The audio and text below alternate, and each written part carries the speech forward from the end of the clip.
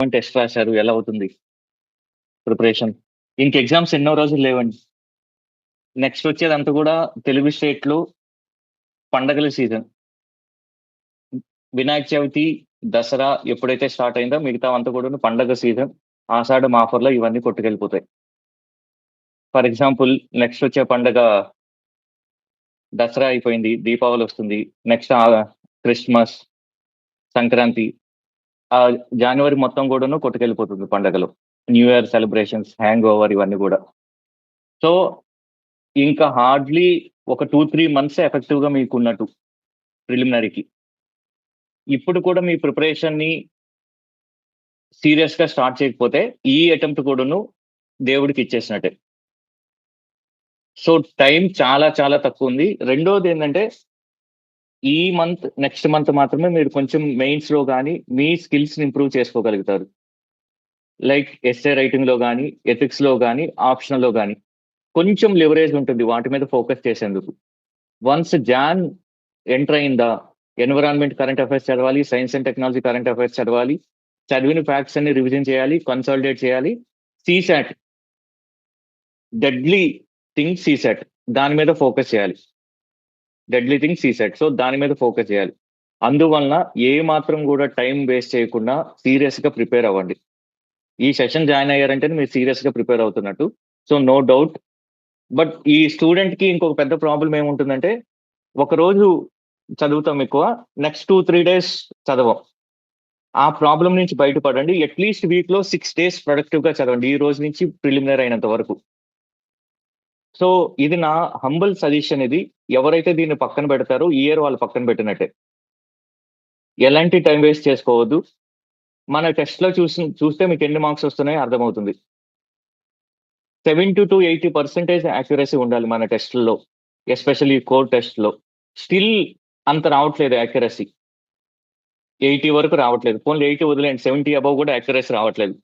అంటే ప్రిపరేషన్‌లో ఇంకా గ్రే ఏరియాస్ ఉన్నాయి. వీటితో పాటు మెయిన్స్ కూడా ఇంకో 1 మంత్ వరకు చదవండి. ఆ తర్వాత ఎక్కువ ప్రిలిమినరీ ఫోకస్ చేయండి. ఇంకోటి జనరల్‌గా చేసే తప్పేందంటే స్టూడెంట్స్, ప్రిలిమినరీ అంటే నేను ప్రిలిమినరీయే చదువుతాను అని లేదు. Preliminary topics, main topics same ఉండేటప్పుడు రెండిటిని కలిపి చదవాలి. ఫర్ ఎగ్జాంపుల్ ఈరోజు టెస్ట్‌లో మనం లాస్ట్ వీక్ టెస్ట్‌లో బ్రిటిష్ ఎక్స్‌పాన్షన్ అడిగాం. బ్రిటిష్ ఎక్స్‌పాన్షన్‌లో మెయిన్స్‌లో కూడా క్వెషన్ వచ్చే ఛాన్స్ ఉంది. బ్యాటిల్ ఆఫ్ ప్లాసీనో, బ్యాటిల్ ఆఫ్ బక్సరో, కర్ణాటిక్ వార్సో లేకపోతే సబ్సిడీ రిలయన్సో ఏదో ఒకటి. సో, అదొచ్చినప్పుడు నేను మెయిన్స్‌లో ఎలా రాస్తానని కనీసం ఆలోచించాలి.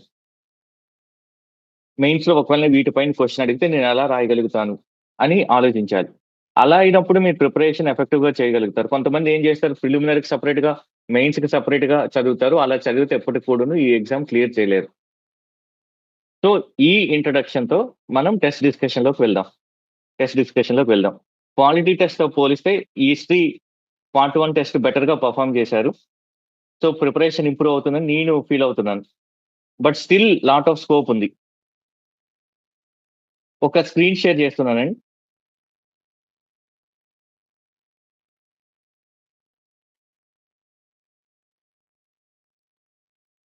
సో, మీకేదైనా డౌట్ ఉన్నా అడగండి.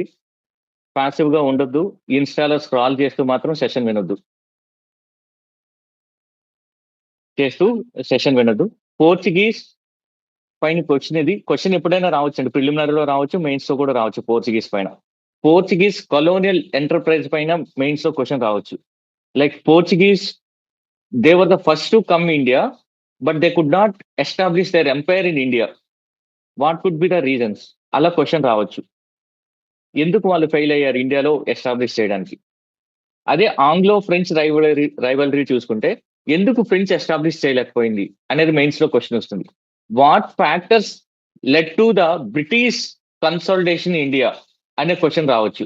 బ్రాడ్ క్వశ్చన్ ఈ దీంట్లో నుంచి.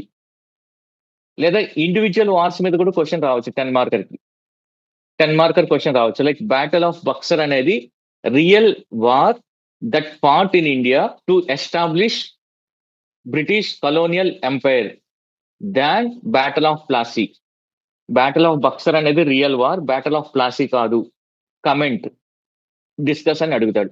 మనకు తెలియాలి బ్యాటిల్ ఆఫ్ బక్సర్ ఎందుకు ఇంపార్టెంట్ అని. సో పోర్చుగీస్ గురించి మీ ఈజీ క్వశ్చన్ ఇది. పోర్చుగీస్ ఇండియాకి వచ్చాడు. ఇండియాకి వచ్చిన తర్వాత ఎవరు వాస్కోడి గామా వచ్చాడు. వాస్కోడి గామా మడ్గాస్కర్కి వచ్చి మడ్గాస్కర్ నుంచి ఒక గుజరాతీ మర్చెంట్ సహాయంతో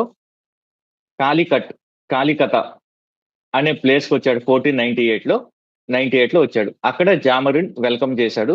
బట్ తర్వాత పోర్చుగీస్ వాస్కోడి గామాకి జామరిన్కి మధ్యన గొడవ అయింది. సో ఫస్ట్ కాలికట్కి వచ్చాడు. వాళ్ళ ఫ్యాక్టరీ ఫస్ట్ పెట్టింది కాలికట్లోనే, తర్వాత కొచ్చిన్లో పెట్టారు. సో పోర్చుగీస్ యొక్క ఫ్యాక్టరీస్ అన్ని కూడా ఎక్కడైతే ట్రేడ్ సెంటర్స్ ఉన్నాయో అవన్నీ కూడా ఇంపార్టెంట్. ఏ ట్రేడ్ సెంటర్ అయినా ఎలా గుర్తుపెట్టుకుంటారంటే స్టేట్ వైడ్ గుర్తుపెట్టుకోవాలి. ఫర్ ఎగ్జాంపుల్ కేరళలో తీసుకుంటే కాలికట్, కొచ్చిన్. దీని తర్వాత గోవాకి హెడ్ క్వార్టర్ గా మార్చారు. మహారాష్ట్రలోని తాల్ సిటీ, అదే గుజరాత్ లో తీసుకుంటే డయ్యూ, అదే ఈస్ట్ కోస్ట్ లో తీసుకుంటే హూగ్లీ. ఇవి ఎప్పుడు ఫింగర్ టిప్స్ మీద ఉండాలండి. ఏ ట్రేడ్ సెంటర్ ఎవరిదైనా కూడా ఫింగర్ టిప్స్ లో ఉండాలి. అందుకని మీ మెమరీని రీఫ్రెష్ చేయడం కోసమని ఈ క్వశ్చన్స్ ఫ్రేమ్ చేయడం జరిగింది. మొత్తం పోర్చుగీస్ లో 3 గవర్నర్లు, ఇంపార్టెంట్ గవర్నర్లు. వాస్కోడి గామా తర్వాత Almeida, Albuquerque, Nuno da Cunha. First governor Almeida ఏం చేశాడంటే బ్లూ వాటర్ పాలసీ తీసుకొచ్చాడు. అంటే ఆయన ఫోకస్ ఇండియన్ ఓషన్ ని డామినేట్ చేయడం టెరిటోరియల్ ఎక్స్పాన్షన్ కన్నా. సో ఓషన్ ని డామినేట్ చేయడం అనేది ఫస్ట్ గవర్నర్ యొక్క main agenda. Second governor Alfonso de Albuquerque యొక్క main intention territorial expansion. Empire అనేది ల్యాండ్ లో ఆక్రమించాలి. అందుకనే బీజాపూర్ సుల్తాన్ నుంచి గోవాను ఆక్రమించుకున్నాడు 1510లో. అదే టైంలో విజయనగరం రాజు శ్రీకృష్ణదేవరాయలు. సో క్వశ్చన్ ఇలా కూడా రావచ్చు.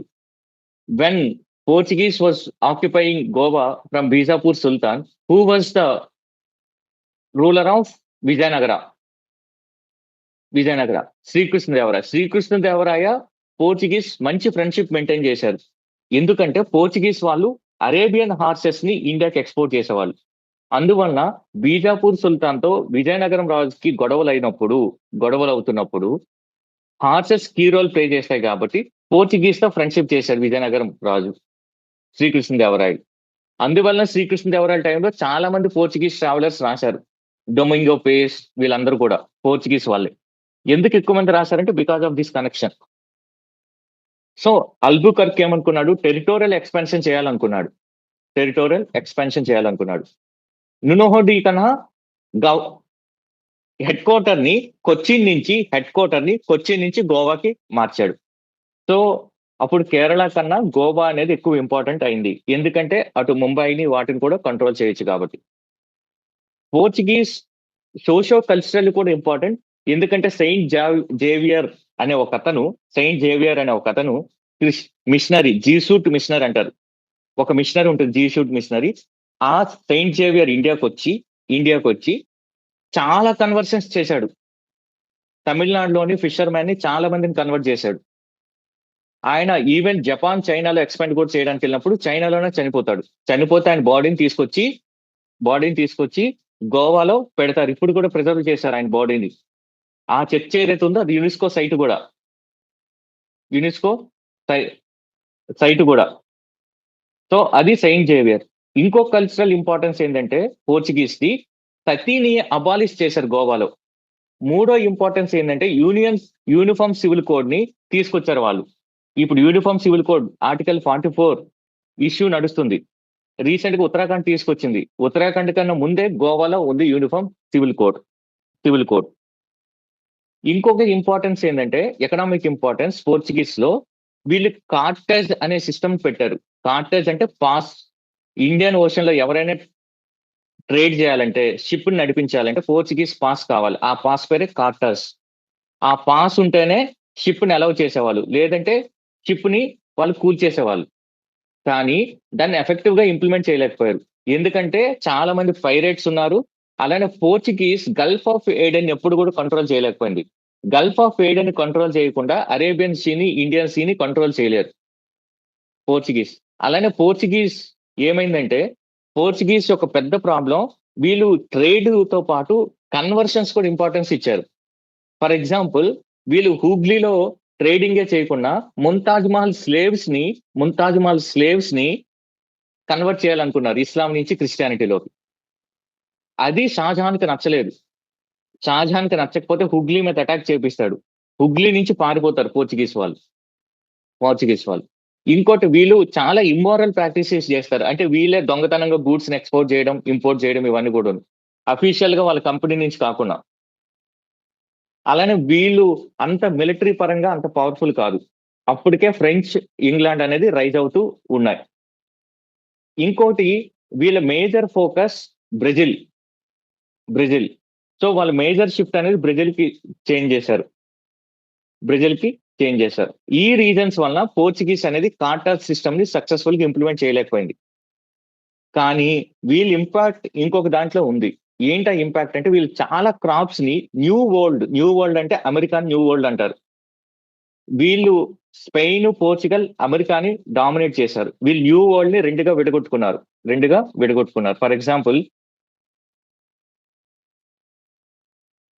కనిపిస్తుంది కదండి, అప్పుడప్పుడు మీరు మాట్లాడొచ్చండి. ఇది ఓకే.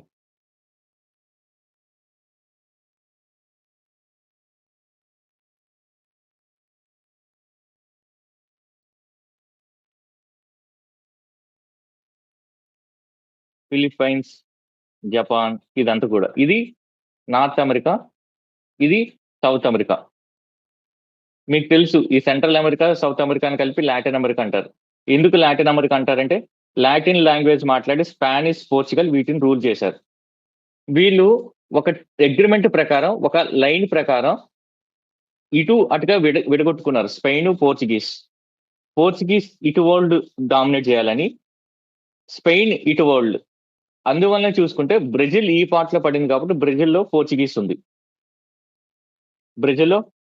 ఉంది. మిగతా అంతా కూడాను స్పెయిన్ కంట్రోల్ ఉండేది. ఈ అమెరికాలో ఈ మేజర్ పార్ట్ కూడా స్పెయిన్ కంట్రోల్ ఉండేది. ఈవెన్ ఫిలిప్పైన్స్ కూడా స్పెయిన్ రూల్ చేసింది. అందువల్ల ఇండియాకి స్పెయిన్ రాలేదు. ఇండియా ఇటువైపు ఉంది కదా, స్పెయిన్ రాలేదు. సో వీళ్ళిద్దరి మధ్యన అగ్రిమెంట్ అది.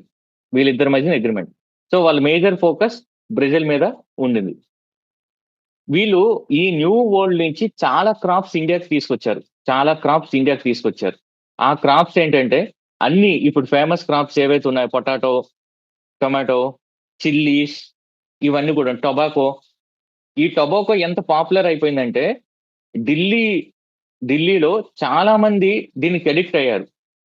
జహంగీర్ ఆర్డర్స్ కూడా ఇష్యూ చేస్తాడు ఈ టొబాకోని కంట్రోల్ చేయమని. అంత అడిక్ట్ అయ్యారు ఈ టొబాకోకి మన వాళ్ళప్పుడు. Potato, chilli.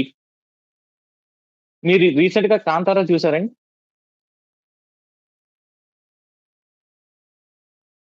కాంతారా చూస్తే వాళ్ళు కూడా సేమ్ కాన్సెప్ట్. పోర్ట్ లో ట్రేడ్ చేస్తారు ఆ రాజు. ఆ ట్రేడ్ సెంటర్ లో పోర్చుగీస్ వాళ్ళు వస్తారు, అరబ్స్ కూడా వస్తారు. పోర్చుగీస్ రాకముందు ఎక్కువగా డామినేట్ చేసింది ఇండియన్ ట్రేడ్ అంటే అరబ్స్. వాళ్ళు ఎక్కువగా వెస్ట్ కోస్ట్ ఉండేవాళ్ళు, మెయిన్ గా కేరళలో. అందువల్ల కేరళకి ఇప్పటికి అరేబియాతో ఎక్కువ కనెక్షన్స్ ఉంటాయి. ఇండియాకి వచ్చిన ఫస్ట్ క్రిస్టియన్ ఎవరండి?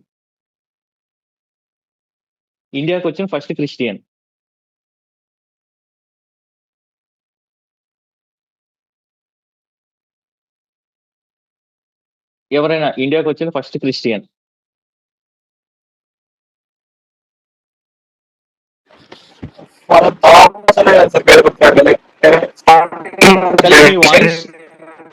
కళ్యాణ్, మీ వాయిస్ క్లియర్ గా లేదు.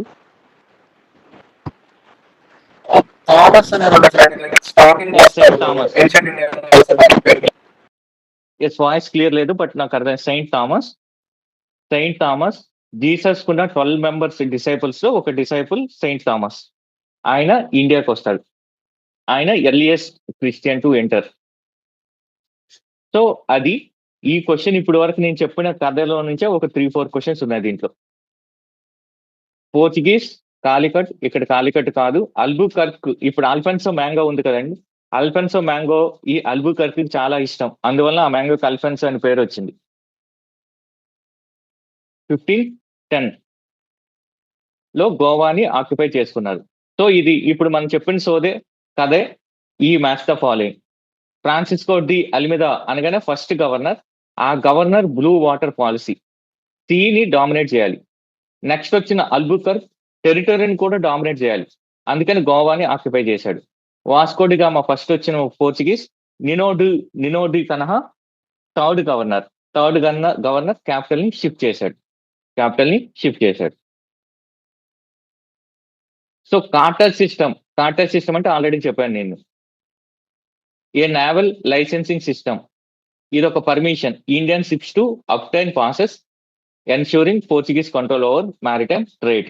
సో యూపీఎస్సీలో ఇలా సింపుల్ క్వశ్చన్ అడగొచ్చు, వాట్ ఈస్ కార్టర్ సిస్టమ్ అని.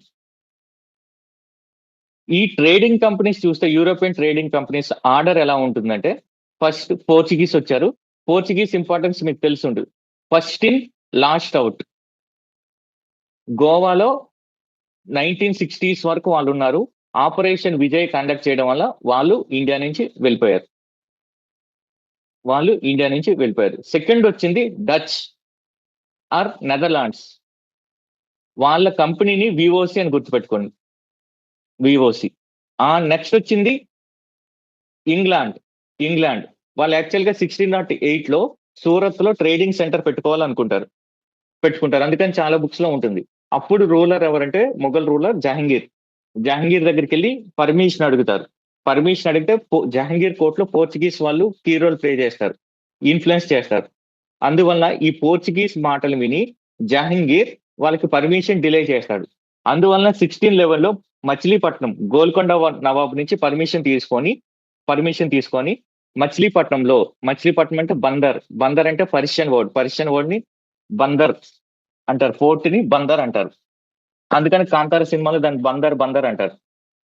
తెలుగులో పట్టణము అంటే పోర్ట్, విశాఖపట్నం, నిజాంపట్నం, భీమునిపట్నం, దేవపట్నం, నాగపట్నం, ఇవన్నీ కూడా పోర్ట్ సిటీ అని. మచిలీపట్నం బందర్ అని కూడా అంటారు.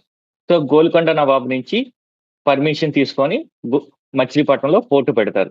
వాళ్ళు ఒక షిప్ మీద వస్తారు. ఆ షిప్ పేరు గ్లోబ్. మచిలీపట్నంకి వచ్చిన షిప్ పేరు గ్లోబ్.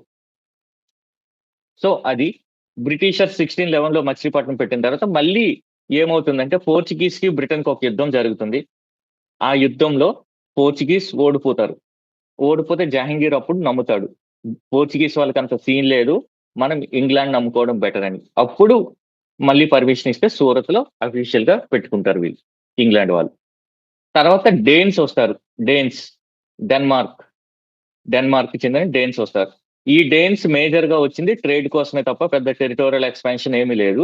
ఆ తర్వాత వచ్చిన వాళ్ళే ఫ్రెంచ్. 1664లో ఫ్రెంచ్ ఈస్ట్ ఇండియా కంపెనీ పెడతారు. 68లో ఫస్ట్ ట్రేడ్ సెంటర్ సూరత్ లో పెడతారు. French East India company. So అది ఆర్డర్. ఇది బేసిక్ క్వశ్చన్, అది తెలిసి ఉండాలి అందరికి.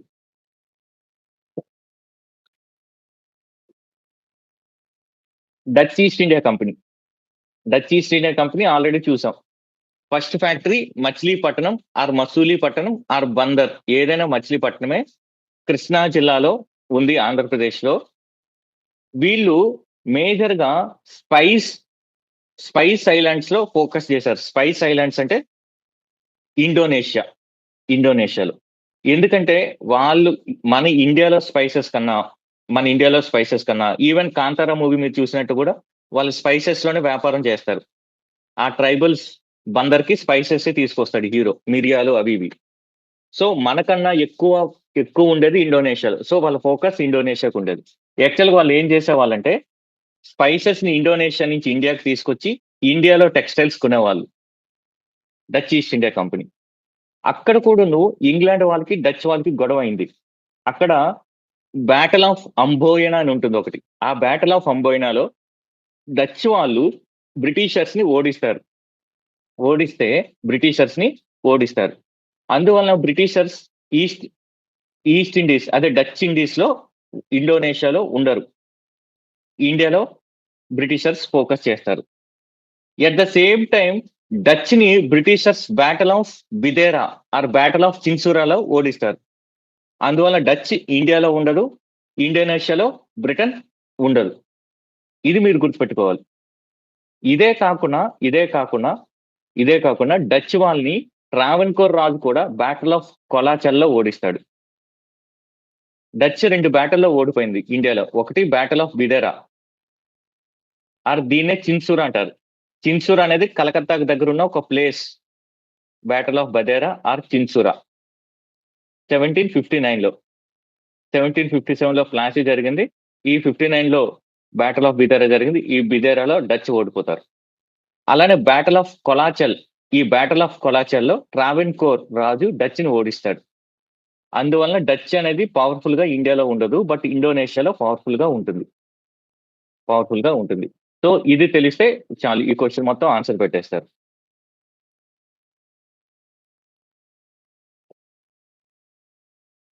సో ఇది డచ్ పోర్ట్ సెంటర్, ట్రేడ్ సెంటర్లు. నేను ఒకటి మ్యాప్ వేస్తాను, మీరు ఎవరైనా వీటికి ఆన్సర్ చెప్తే చాలా బెటర్, రివిజన్ అయిపోయినట్టు ఉంటుంది. ఇవన్నీ కూడాను బేసిక్ థింగ్స్, ఇవన్నీ కూడా ఫింగర్ టిప్స్ మీద ఉండాల్సినవి. సపోజ్ పోర్చుగీస్ అనుకోండి. పోర్చుగీస్ ఏవేవి కంట్రోల్ చేసింది? పోర్చుగీస్ కేరళలో స్టార్ట్ చేద్దాం, వాళ్ళు మెయిన్ కేరళ కాబట్టి. ఇక్కడ Calicut, Cochin, first head quarter Cochin, తర్వాత గోవాకు మార్చారు. గోవా తర్వాత ముంబై కూడా యాక్చువల్గా వాళ్ళదే. ముంబైని ఏం చేశారంటే కట్నం కింద, పోర్చుగీస్ రాణి యొక్క కట్నం కింద ఇంగ్లాండ్కి ఇచ్చారు. ఎవడి భూమి ఎవడు కట్నంగా ఎవడికి ఇస్తున్నాడు? మన ఇండియాకి చెందిన ఒక భూమిని పోర్చుగీస్ వాడు బ్రిటన్ కి రాజుకి కట్నంగా ఇస్తున్నాడు. ఈ పైన ఉండేది బెసైన్, సాల్ సిటీ. ఈ రెండు చాలా చాలా ఇంపార్టెంట్, బెసైన్ అండ్ సాల్ సిటీ. ఇక్కడ ఉండే డియు, ఇవన్నీ కూడా పోర్చుగీస్ వే. ఇక్కడ ఉండేది హూగ్లీ రివర్ పైన ఉంటుంది.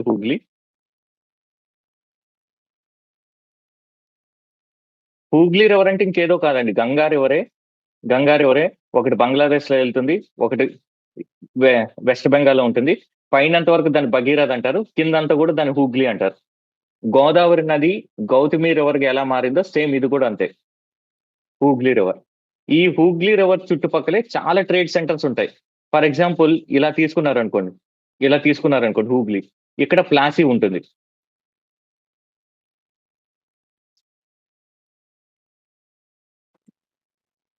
ప్లాసీ. ఇక్కడ కాలికట్ అనుకోండి, కాలికట్. ఈ మధ్యలో ఎక్కడో హూగ్లీ ఉంటుంది, ఇక్కడ దగ్గరలోనే చిన్చురా ఉంటుంది,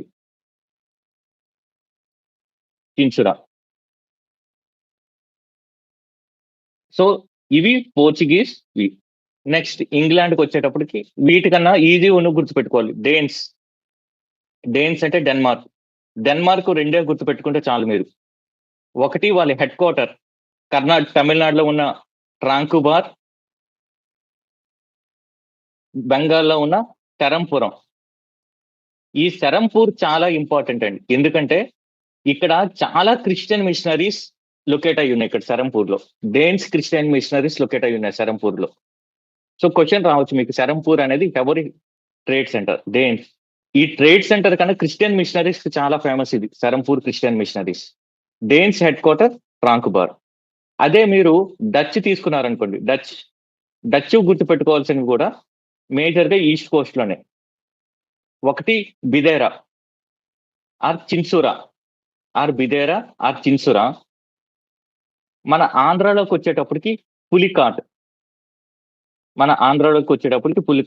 ఇనిషియల్ గా వీళ్ళ క్యాపిటల్ పులికాట్. మన ఆంధ్రాలో ఇంకోటి వీళ్ళ first trading centre Machilipatnam, Bandar. తర్వాత వీళ్ళ ఫోకస్ ఇండోనేషియాతో ట్రేడ్ కదా, అందువల్ల తమిళనాడుకి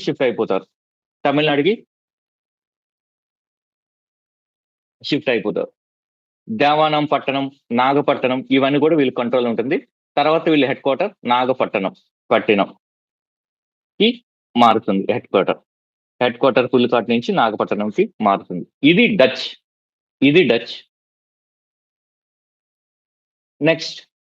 నెక్స్ట్ ఇంగ్లాండ్కి వచ్చేటప్పటికి మీకు తెలుసు, ఇక్కడ సూరత్, మద్రాస్, బాంబే, కలకత్తా డచ్. ఈ ఫ్రెంచ్కి వచ్చేటప్పటికి ఫ్రెంచ్ పాండిచ్చేరిలో ఉన్న ప్లేసెస్ అన్ని కూడా, ఎప్పుడు కూడా ఫ్రెంచ్ బ్రిటిష్ ఎక్కడ ఉంటే ఫ్రెంచ్ దాని దగ్గరలో ఉంటుంది. సపోజ్ బ్రిటిష్ మద్రాస్ లో ఉంది కాబట్టి మద్రాస్ కింద ఉన్న పాండిచ్చేరిలో ఫ్రెంచ్ ఉంటుంది. పాండిచ్చేరిలో ఫ్రెంచ్. అలానే పాండిచ్చేరి యూటీ కింద ఇప్పుడున్న పార్ట్స్ ఏంటేంటి? మాహి, కారైకల్, మాహి, కారైకల్, యానం, మాహి, కారైకల్, యానం. మాహి అనేది ఇక్కడ ఉంటుంది కేరళ దగ్గర. కారైకల్ అనేది తమిళనాడుకి దగ్గర ఉంటుంది. యానం అనేది ఆంధ్ర కాకినాడకు దగ్గరలో ఉంటుంది. సో ఇవన్నీ కూడా ఫ్రెంచ్ కంట్రోల్లోనే ఉన్నాయి. వీటితో పాటు కలకత్తా బ్రిటన్ కంట్రోల్లో ఉంటే కలకత్తా పక్కన ఉన్న చంద్రనాగూర్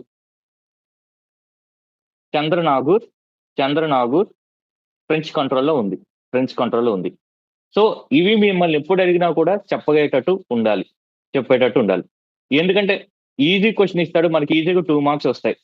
ఏదో IUCN స్టేటస్ బట్టి కొట్టే కన్నా ఇవి బట్టి కొట్టడం ఈజీ. సో ఇప్పుడు చెప్పండి, Goa Portuguese, Pondicherry French, Pulicat Dutch, Surat English. Easy question.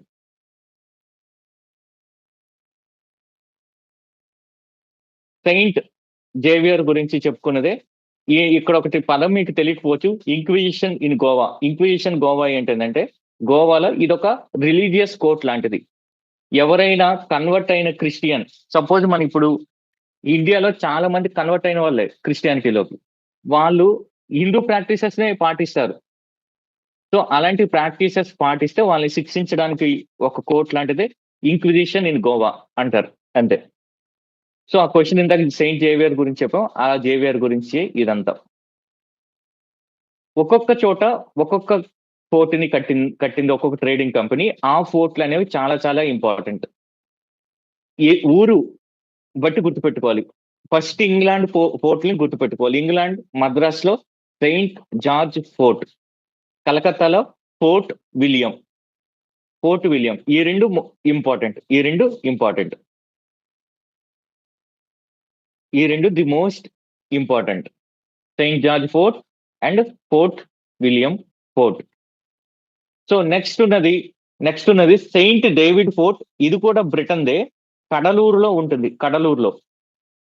Cuddalore అనేది తమిళనాడులోని ఒక ఏరియా. కొన్ని బుక్స్ లో మీకు దేవానాం పట్టణం అని ఉంటుంది. కడలూరులో ఉన్న ఒక ఏరియా పేరే దేవానాం పట్టణం. సో పులికాట్ లో డచ్ కట్టిన పోర్ట్ గెల్డ్రియా.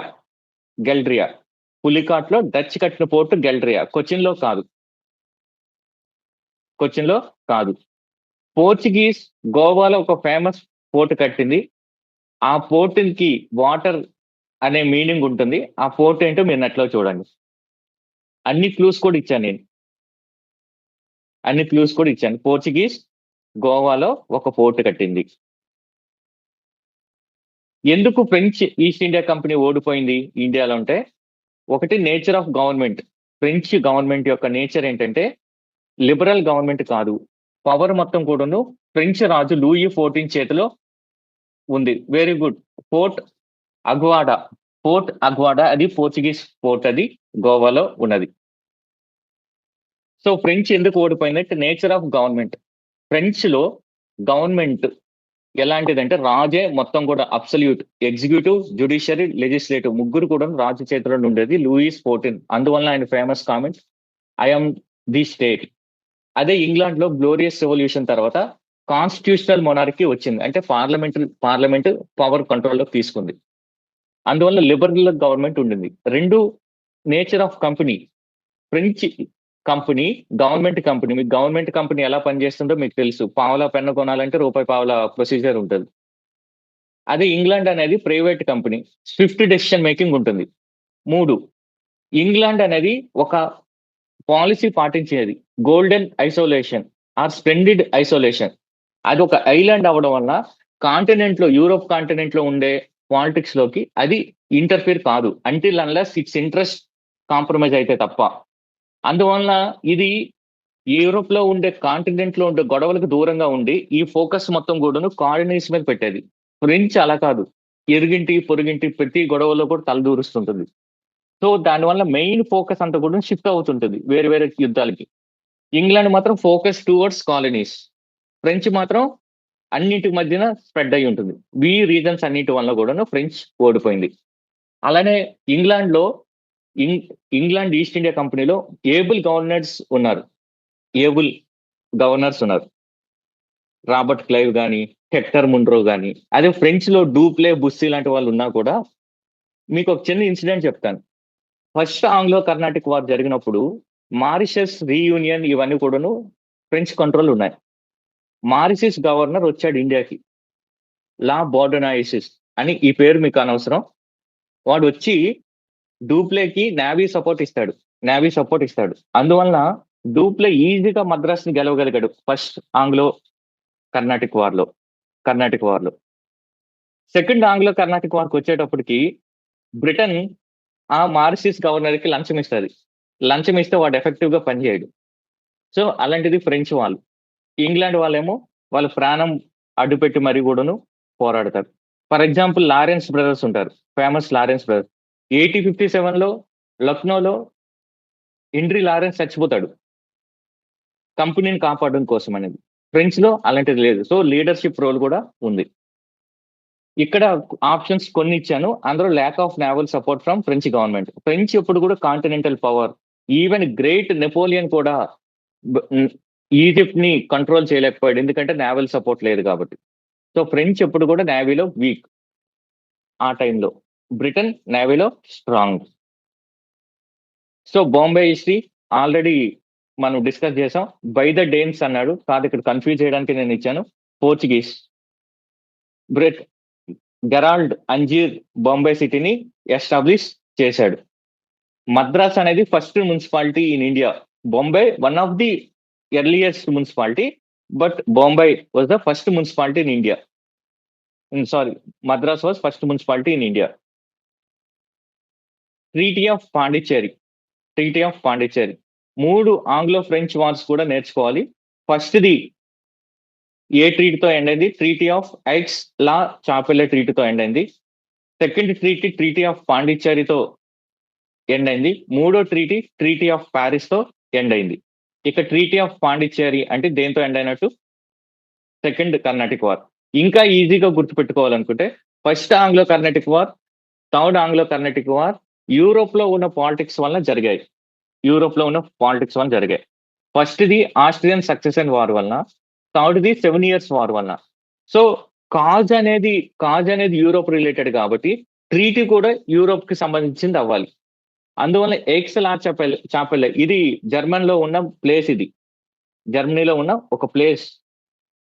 థర్డ్ది మళ్ళీ 7 years వార్, అది కూడా యూరోప్ కి సంబంధించిందే కాబట్టి ట్రీటీ కూడా దానికి సంబంధించిందే, ట్రీటీ ఆఫ్ ప్యారిస్. సెకండ్ది మాత్రం మన లోకల్ అఫైర్. అందువల్ల ట్రీటీ కూడా లోకల్ ట్రీటీ ఆఫ్ పాండిచ్చేరి. ఈ చిన్న లాజిక్ తెలిస్తే ఈజీగా పెట్టేయచ్చు మీరు option.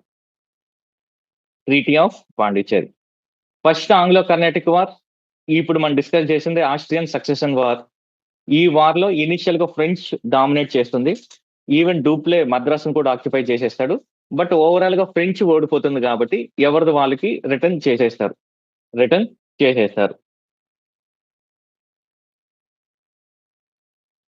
Treaty of Allahabad most important treaty. Battle of Buxar 1764 లో జరిగింది. బ్యాటిల్ ఆఫ్ బక్సర్ జరిగినప్పుడు బెంగాల్ గవర్నర్ రాబర్ట్ క్లైవ్ అయినా కూడా రాబర్ట్ క్లైవ్ ఇండియాలో ఉండడు. అప్పుడు బ్రిటిష్ ఆర్మీని నడిపించింది హెక్టర్. ఆయన నడిపిస్తాడు. నడిపించినప్పుడు 1764లోనే బ్యాటిల్ ఆఫ్ బక్సర్ లో బ్రిటన్ గెలుస్తుంది. కానీ ట్రీటీ మాత్రం 65 లో జరుగుతుంది. ఎందుకు ఈ 1 year గ్యాప్ అంటే రాబర్ట్ క్లైవ్ ఇంగ్లాండ్ లో ఉంటాడు కాబట్టి, ఆ ఫాక్స్ ఇంగ్లాండ్ లో ఉంది. ఫాక్స్ ని ఇండియాకి రప్పించి ఆ ట్రీటీని కుదుర్చుకుంటాడు. సో దట్ ఆయన దొంగ తెలివితేటలన్నీ కూడా పెట్టి రెస్పాన్సిబిలిటీ తీసుకోకుండా పవర్ ని తీసుకున్నాడు in the form of dual government. Actual గా ట్రీటీ ఆఫ్ అలహాబాద్ 2 జరుగుతాయి. ఒక treaty of Allahabad Mughal ruler అయిన షా అలాం 2తో జరుగుతుంది. రెండో ట్రీటీ అవధ్ నవాబ్ తో జరుగుతుంది. షా ఆలంతో జరిగిన ట్రీటీలో షా ఆలం ని యూజ్ఫుల్ రబ్బర్ స్టాంప్ గా బ్రిటన్ వాడుకుంటుంది. ఆయనకు పెన్షన్ ఇచ్చి ఈయన రిటర్న్ గా బెంగాల్, బీహార్, ఒరిస్సా పైన Diwani rights Diwani rights official గా లాక్కుంటుంది. అవధ్ని ఒక బఫర్ స్టేట్ గా పెడుతుంది. మరాఠాస్ కి బ్రిటన్ కి మధ్యన బఫర్ స్టేట్ గా పెడుతుంది. ఒక సబ్సిడరీ అలయన్స్ లాంటి ప్రొవిజన్స్ ఈ ట్రీటీ ఆఫ్ అలహాబాద్ ద్వారా అవధ్ మీద పెడుతుంది. సో ఇది షుజా ఉద్ దౌలా అప్పుడు అవధ్ రూలర్. ఇది ఇనీషియల్ గా సబ్సిడరీ అలయన్స్. యాక్చువల్ గా ట్రీటీ ఆఫ్ అలహాబాద్ షుజా ఉద్ దౌలాతో కుదిరింది ఇనీషియల్ గా సబ్సిడరీ అలయన్స్. లేటర్ సిస్టమేటిక్ గా దీన్ని డెవలప్ చేసింది వెల్లసి. బ్యాటల్ ఆఫ్ బిదెరా ఆల్రెడీ డిస్కస్ చేసాం. బ్యాటల్ ఆఫ్ ప్లాసీలో బ్రిటన్ గెలుస్తుంది. గెలిచి సిరాజుద్దౌలా చనిపోతాడు. మీర్ జాఫర్ ని బెంగాల్ గవర్నర్ గా పెడతారు. మీర్ జాఫర్ బ్రిటన్ కి లంచాలు ఇస్తాడు. ఏ లంచాలు ఇస్తాడంటే 24 పరగనాస్ కూడా ఇస్తాడు. ఇప్పుడు 24 పరగనాస్ అనేది 2 డిస్ట్రిక్ట్స్. పరగన అంటే మండల్, అంటే 24 మండలాలు అనుకోండి. ఇప్పుడు అవి 2 జిల్లాలు అయ్యి, నార్త్ పరగన, సౌత్ పరగన. ఈ మీర్ జాఫర్ ఎంత ఇచ్చినా కూడాను రక్తం తాగినట్టు అదుర్ సినిమాలో ఎంఎస్ నారాయణ బ్రహ్మానందం రక్తం తాగినట్టు తాగేయడంతో విసిగిపోయి అక్కడే ఉన్న డచ్ వాళ్ళతో చేతులు కలుపుతాడు. అది బ్యాటల్ ఆఫ్ బిదేరాకు దారితీస్తుంది. ఈ యుద్ధంలో మీర్ జాఫర్, డచ్ ఇద్దరు ఓడిపోయి మీర్ జాఫర్ మేనల్లుడ్ అని మీర్ కాసిం ని రాజుగా ప్రకటిస్తారు.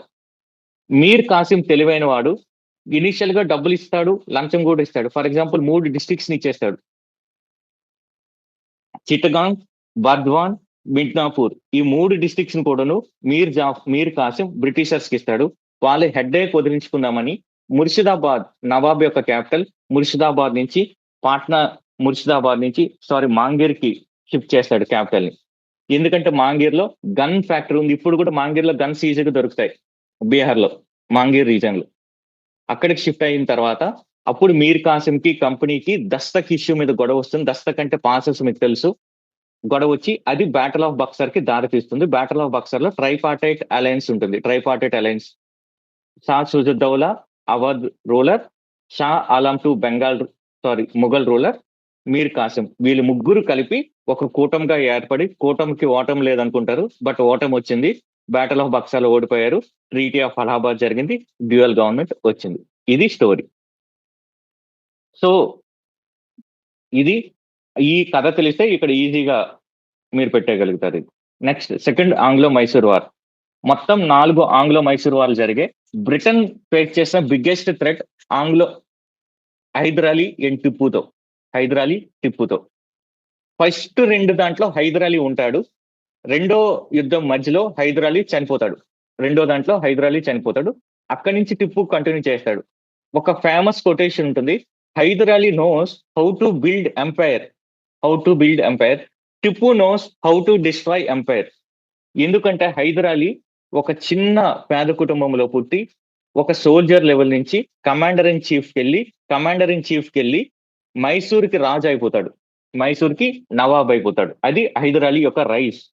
1761లో మైసూర్ని పాలిస్తున్న ఒడియార్ని తీసేసి ఇతను నవాబ్ అవుతాడు 1761లో. ఈ 61లో నవాబ్ అయిన తర్వాత మద్రాస్ లో బ్రిటిషర్స్ ఉన్నారు. మైసూర్లో హైదర్ అలీ ఉన్నాడు. సో ఇద్దరు ఎక్స్పాండ్ అవ్వాలనుకుంటున్నారు. ఈ ఎక్స్పాండ్ అవ్వాలనుకునేటప్పుడు 2 ఈక్వల్ ఫోర్సెస్ కొట్టుకునేటప్పుడు గొడవ జరుగుతుంది కదా. ఆ గొడవలే ఈ ఆంగ్లో మైసూర్ వార్. ఇనిషియల్ గా ఈ మద్రాస్ రీజన్ చుట్టంతా కూడా ఆర్కాట్ నవాబ్ కంట్రోల్ ఉండేది. ఆర్కాట్ నవాబ్ ఇండైరెక్ట్ గా బ్రిటిషర్స్ కంట్రోల్లో ఉండేవాళ్ళు. అందువల్ల ఈ ఆర్కాట్ నవాబ్ ఏరియాలోకి ఒక్క నిమిషం అండి, ఒక ఫోన్ కాల్ వస్తుంది.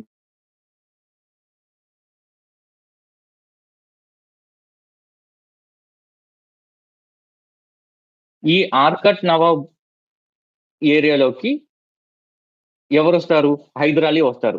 కానీ ఆర్కాట్ నవాబ్ యొక్క రెస్పాన్సిబిలిటీ అంతా కూడాను బ్రిటన్ది. అందువల్ల ఇది ఫస్ట్ ఆంగ్లో మైసూర్ వార్ కి దారితీస్తుంది. ఈ ఆంగ్లో మైసూర్ వార్ లో ఈవెన్ మద్రాసును కూడా హైదర్ అలీ క్యాప్చర్ చేస్తాడు. తర్వాత స్లోగా బ్రిటన్ కూడా కంట్రోల్ చేయడం స్టార్ట్ చేయడంతో 1767 నుంచి 69 వరకు ఫస్ట్ ఆంగ్లో మైసూర్ వార్ జరుగుతుంది. ఆ మైసూర్ వార్ లో కొంచెం ఎడ్జ్ ఎవరికి ఉంటుందంటే హైదర్ అలీకి ఉంటుంది. కంప్లీట్ గా హైదర్ అలీ బ్రిటిషర్స్ ఓడించలేదు, కొంచెం ఎడ్జ్ ఉంటుంది. అది ట్రీటీ ఆఫ్ మద్రాస్ తో ఎండ్ అవుతుంది. సో ఇక్కడ ఆంగ్లో మైసూర్ వార్ నేను ఎలా గుర్తుపెట్టుకున్నాను ట్రీటీస్ అన్ని అంటే,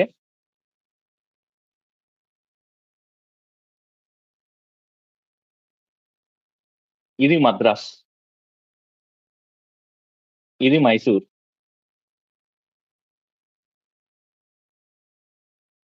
మ్యాంగ్లూర్, ఇక్కడెక్కడో శ్రీరంగపట్నం ఉంటుంది అనుకోండి, అటో ఇటో కొంచెం ఉంటుంది.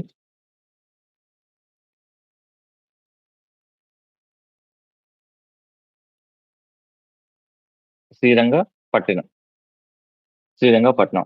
ఫస్ట్ ట్రీటీ ఇక్కడ అయింది ఈ ఎండలో, treaty of Madras.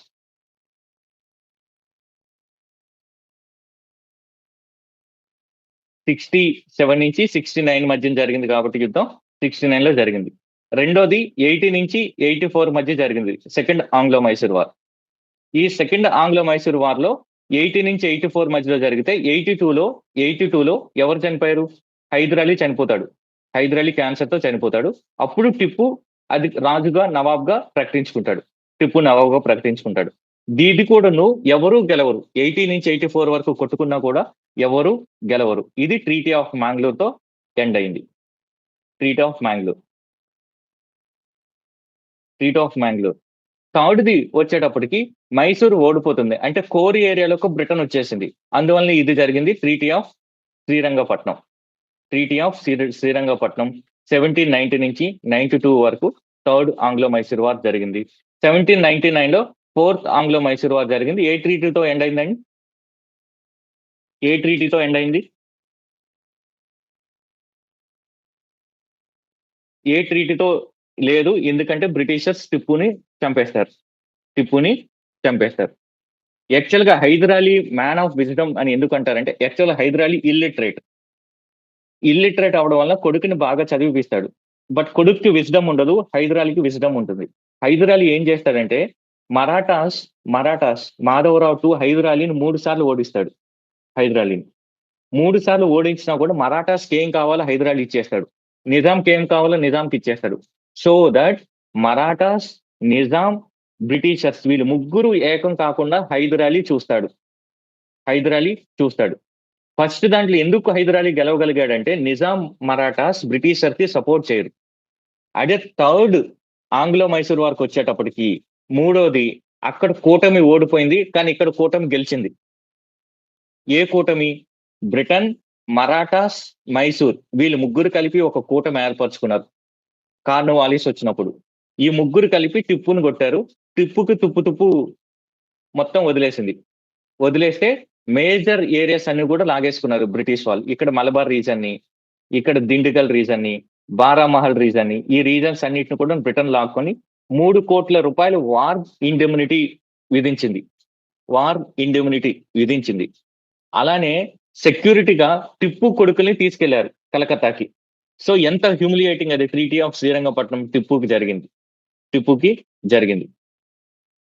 So areas తీసుకున్నారు, డబ్బులు తీసుకున్నారు, కొడుకులు కూడా తీసుకున్నారు. ఇది ఎంత ఎందుకు జరిగిందంటే, కార్న్వాలిస్ నేతృత్వంలో మరాఠాస్, నిజాం ఇద్దరు కలిపి టిప్పుని ఓడించారు. అది third Anglo Mysore war. Fourth Anglo Mysore war వచ్చినప్పుడు గవర్నర్ వెల్లెస్లీ అంటే మీరు బ్లైండ్ గా గుర్తుపెట్టుకోండి, ఫ్రెంచ్ ఫియర్. నెపోలియన్ ఎక్కడ ఇండియాకి అటాక్ చేస్తాడని అన్ని మెజర్స్ కూడా వెల్లెస్లీ తీసుకున్నాడు. దాంట్లో భాగంగా తీసుకున్న మేజర్ మెజర్స్ ఒకటి సబ్సిడరీ అలయన్స్ లో మేజర్ ప్రొవిజన్ ఏంటంటే, ఏ యూరోపియన్స్ తో కూడాను ట్రీటీస్ కుదుర్చుకోకూడదు. ఎందుకు కుదుర్చుకోకూడదు అంటే, నెపోలియన్ తో కలిస్తే, ఫ్రెంచ్ వాళ్ళతో కలిస్తే ప్రాబ్లం అని, అందుకని ఆ ప్రొవిజన్ పెట్టారు. రెండోది ప్రెస్ సెన్సార్షిప్ యాక్ట్ తీసుకొచ్చాడు. ఎందుకు సెన్సార్షిప్ యాక్ట్ తీసుకొచ్చాడంటే, ఫ్రెంచ్ లిబరల్ ఐడియాస్ ఇండియాకి రీచ్ అయితే ఇండియాలో కూడా అలాంటి రెవల్యూషన్ వస్తుందేమని వెల్లెస్లీ భయపడ్డాడు. వెల్లెస్లీ బ్రదరే నెపోలియన్ ని అక్కడ ఈజిప్ట్ లో ఓడిస్తాడు. సో ఇది ఆంగ్లో మైసూర్ వార్ గురించి. మొత్తం కవర్ చేయడం కష్టం, లేదంటే నేను చెప్పేవాడిని. మొత్తం కవర్ చేసుకుంటే ఇది ఒక కొత్త బ్యాచ్ అయిపోద్ది, ఫౌండేషన్ కోర్స్ అయిపోద్ది. ఇంకో ఇంపార్టెంట్ ఏంటంటే, బ్యాటిల్ ఆఫ్ పొల్లూరులో టిప్పు ప్రిమిటివ్ ర్యాకెట్స్ ని వాడాడు. బ్యాటిల్ ఆఫ్ పొల్లూరులో. సో ఇవి triple alliance formed against Tipu Sultan. Cornwallis actual గా ఈయన ఒక ల్యాండ్ లార్డ్ ఫ్యామిలీలో పుడతాడు. అమెరికా యుద్ధంలో బ్రిటన్ యొక్క ఫోర్సెస్ ని లీడ్ చేస్తాడు. లీడ్ చేసినప్పుడు ఓడిపోతాడు. Battle of battle of Yorktown లో ఓడిపోతాడు కార్న్వాలిస్. కార్న్వాలిస్ కి అది ఒక పెద్ద హ్యూమిలియేషన్. అందువల్ల కార్న్వాలిస్ ని ఇండియాకి పంపిస్తే ఆ హ్యూమిలియేషన్ నుంచి బయటపడడానికి ఒక యుద్ధం కోసం వెయిట్ చేస్తాడు. దానికోసమని రైట్ ఎనిమీని ఎంచుకుంటాడు. రైట్ ఎనిమీ ఎవరు? టిప్పు. అప్పట్లో ఉన్న వాళ్ళందరిలో కన్నా పవర్ఫుల్ ఎవరంటే టిప్పు. సో టిప్పుని ఓడిస్తే నాకు పోయిన ప్రెస్టేజ్ వస్తుంది అని అనుకుంటాడు. అనుకునేటప్పుడు ఒక రీజన్ కోసం వెతుకుతుంటాడు. ఆ రీజనే టిప్పు సుల్తాన్ ఏం చేస్తాడంటే మలబార్ రీజన్ లో దాటుకొని ట్రావెన్కోర్ మీద అటాక్ చేస్తాడు. అటాక్ చేస్తే ట్రావెన్కోర్ బ్రిటన్ కంట్రోల్లో ఉన్న రాజ్యం. దాన్ని సాకుగా చూపి కార్న్వాలిస్ టిప్పు మీద యుద్ధానికి వెళ్తాడు. సో టిప్పుని ఓడించేస్తాడు. టిప్పుని ఓడించేసేటప్పుడు నిజాంతో మరాఠాతో అలయన్స్ కుదుర్చుకుంటాడు. ఈ అలయన్స్ లో రెండు కుక్కకి బిస్కెట్లు ఇచ్చినట్టు నిజాంకి మరాఠాస్ కి బిస్కెట్లు వేసేస్తాడు. తుంగభద్ర నది దగ్గర ఉన్న కొంత ల్యాండ్ మరాఠాస్ కి ఇస్తాడు. కృష్ణా దగ్గర ఉన్న కొంత ల్యాండ్ నిజాంకి ఇస్తాడు. అందువలన కార్న్వాలిస్ అంటాడు, ఒక ఫేమస్ స్టేట్మెంట్ చెప్తాడు, we crippled our enemy without making our friends strong. We crippled our enemy without making our friends strong. ఎలా క్రిపిల్ చేశాడు? ట్రీటీ ఆఫ్ శ్రీరంగపట్నంతో టిప్పుని క్రిపిల్ చేశాడు. అలానే వాళ్ళ ఫ్రెండ్స్ నిజాంకి మరాఠాస్ కూడా ఏమి రాకుండా చేశాడు. ఒక్క నిమిషం అండి, కొన్ని మెసేజెస్ వచ్చాయి.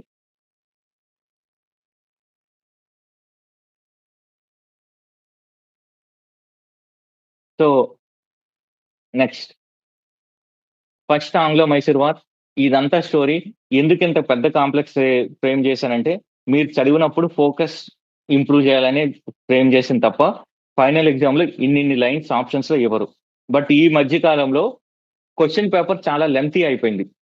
ఆ లెంతీ అయినప్పుడు మనం చదివే ఫోకస్ ఇప్పటి నుంచే డెవలప్ అవ్వకపోతే ఫైనల్ ఎగ్జామ్ లో ప్రెజర్ లో డీల్ చేయలేమనే ఓన్లీ రీజన్ తో ఈ 3-4 లైన్లు ఇవ్వడం జరిగింది.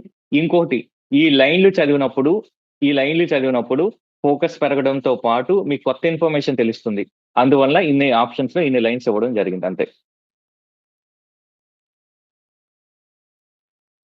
ఇక్కడ మరాఠాస్ తో రకరకాల ట్రీటీస్ ఉంటాయండి. దాన్ని ఒక ఆర్డర్ లో చెప్తా వినండి.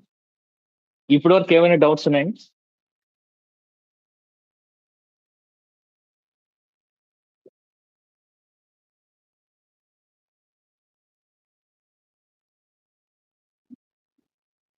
ఏమైనా డౌట్స్?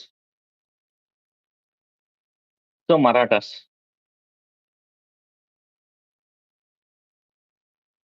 1761 లో బ్యాటిల్ ఆఫ్ ప్లాసీలో మరాఠాస్ ఓడిపోతే అప్పుడు పేష్వా బాలాజీ బాజీరావు చనిపోతాడు. బాలాజీ బాజీరావు చనిపోయిన తర్వాత మాధవరావు వస్తాడు. మాధవరావు కాంపిటెంట్ రూలర్ 1761 నుంచి 1772 వరకు. ఈ కాంపిటెంట్ రూలర్ ఉండేటప్పుడు మళ్ళీ మరాఠాస్ పోయిన పరువుని తెచ్చుకుంటారు ఈ మాధవరావు టైంలో. కానీ ఇక్కడ ఈ మాధవరావుకి ఒక అంకుల్ ఉంటాడు. అంకులే రఘునాథరావు. ఈయన అంత కాంపిటెంట్ కాదు, అలానే అంత మంచోడు కాదు.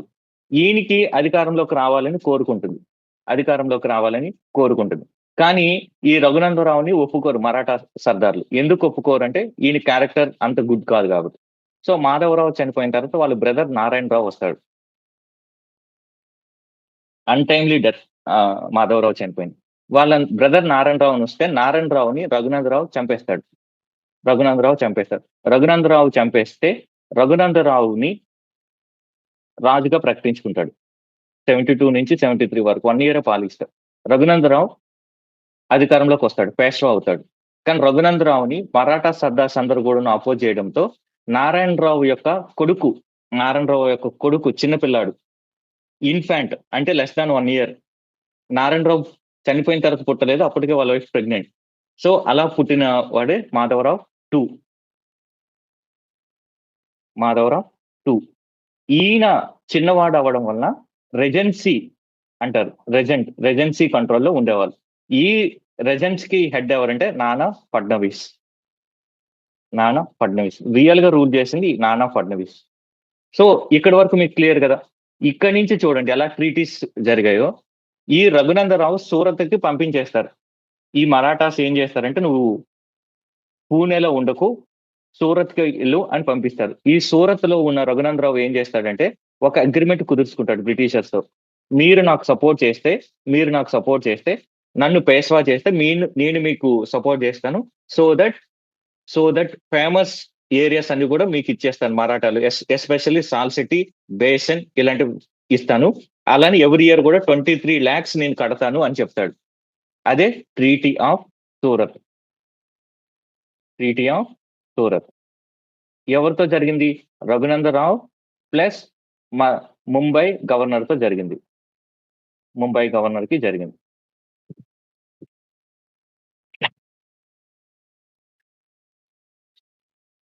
అయితే ఇది ప్రాబ్లం వచ్చింది. వాయిస్ కనిపిస్తుంది. ఓకే. సో ఈ ట్రీటీ ఆఫ్ సూరత్ అనేది ముంబై గవర్నర్ చేసుకున్నాడు తప్ప బెంగాల్ గవర్నర్ చేయలేదు. బెంగాల్ గవర్నర్ చేసుకోలేదు. బెంగాల్ గవర్నర్ వారెన్ హేస్టింగ్స్ దీన్ని ఒప్పుకోడు. ఒప్పుకోకపోతే ట్రీటీ ఆఫ్ పురందర్ జరుగుతుంది. Treaty of Purandar. ఈ ట్రీటీ ఆఫ్ పురందర్ ప్రకారం బెంగాల్ గవర్నర్ మాధవరావుని పేష్వాకి అగ్రీ చేస్తాడు. మాధవరావు 2నే పేష్వా అంటాడు. మాధవరావు 2 సాల్శెట్టి బేస్ని ఇవ్వడానికి ఒప్పుకుంటాడు. సో రఘునంతరావు కాజ్ని అప్పుడు గవర్నర్ అయిన వారెన్ హేస్టింగ్స్ ఒప్పుకోడు. ఒప్పుకోడు. ఇలా ఉంటుండగా మరాఠాస్ ఫ్రెంచ్ వాళ్ళతో మాట్లాడతారు. ఫ్రెంచ్ వాళ్ళతో ఎప్పుడు మాట్లాడారో బ్రిటిషర్స్ కోపం వస్తారు. రెండో భార్యతో మాట్లాడితే మొదటి భార్య కోపం వచ్చినట్టు ఫ్రెంచ్ వాళ్ళతో మాట్లాడితే బ్రిటిషర్స్ కోపం వస్తారు. ఇది ఆంగ్లో మరాఠా వార్కి దారి తీసింది. ఈ ఫస్ట్ ఆంగ్లో మరాఠా వార్లో ఫేమస్ థింగ్ మీకు తెలుసు, difference war between battle. War consist of multiple battles. General battle అంటే ఒక రోజులో అయిపోద్ది. పొద్దున్న సాయంత్రం లోపు అయిపోతుంది. సో ఈ ఫస్ట్ ఆంగ్లో మరాఠా వార్లో ఫేమస్ బ్యాటిల్ ఆఫ్ వందేగావ్. ఈ బ్యాటిల్ ఆఫ్ వందేగావ్లో బ్రిటిషర్స్ ఓడిపోతారు.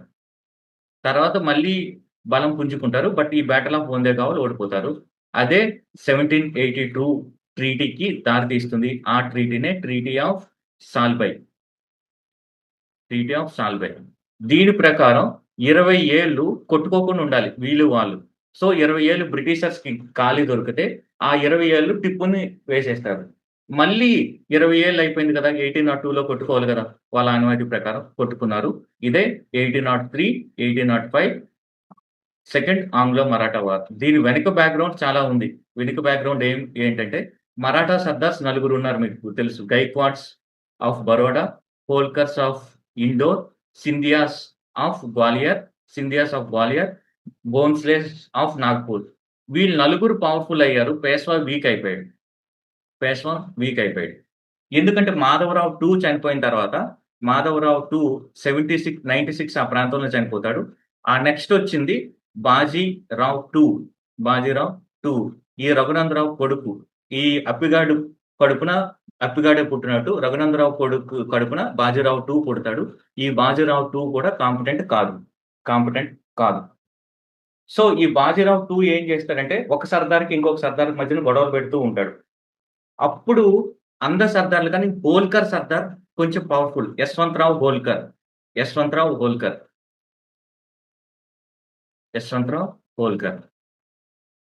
ఈ యశ్వంతరావు హోల్కర్కి ఒక తమ్ముడు ఉంటాడు, దత్తోజీ. ఆయన పేష్వా టెరిటరీలోకి వెళ్ళి ఆక్రమించుకోవడానికి ట్రై చేస్తాడు. పేష్వా ఓడిస్తాడు ఆ దత్తోజీని. నార్మల్ గా మరాఠా యుద్ధ నియమాల ప్రకారం ఎవరైనా సర్దారు ఓడిపోతే చంపరు.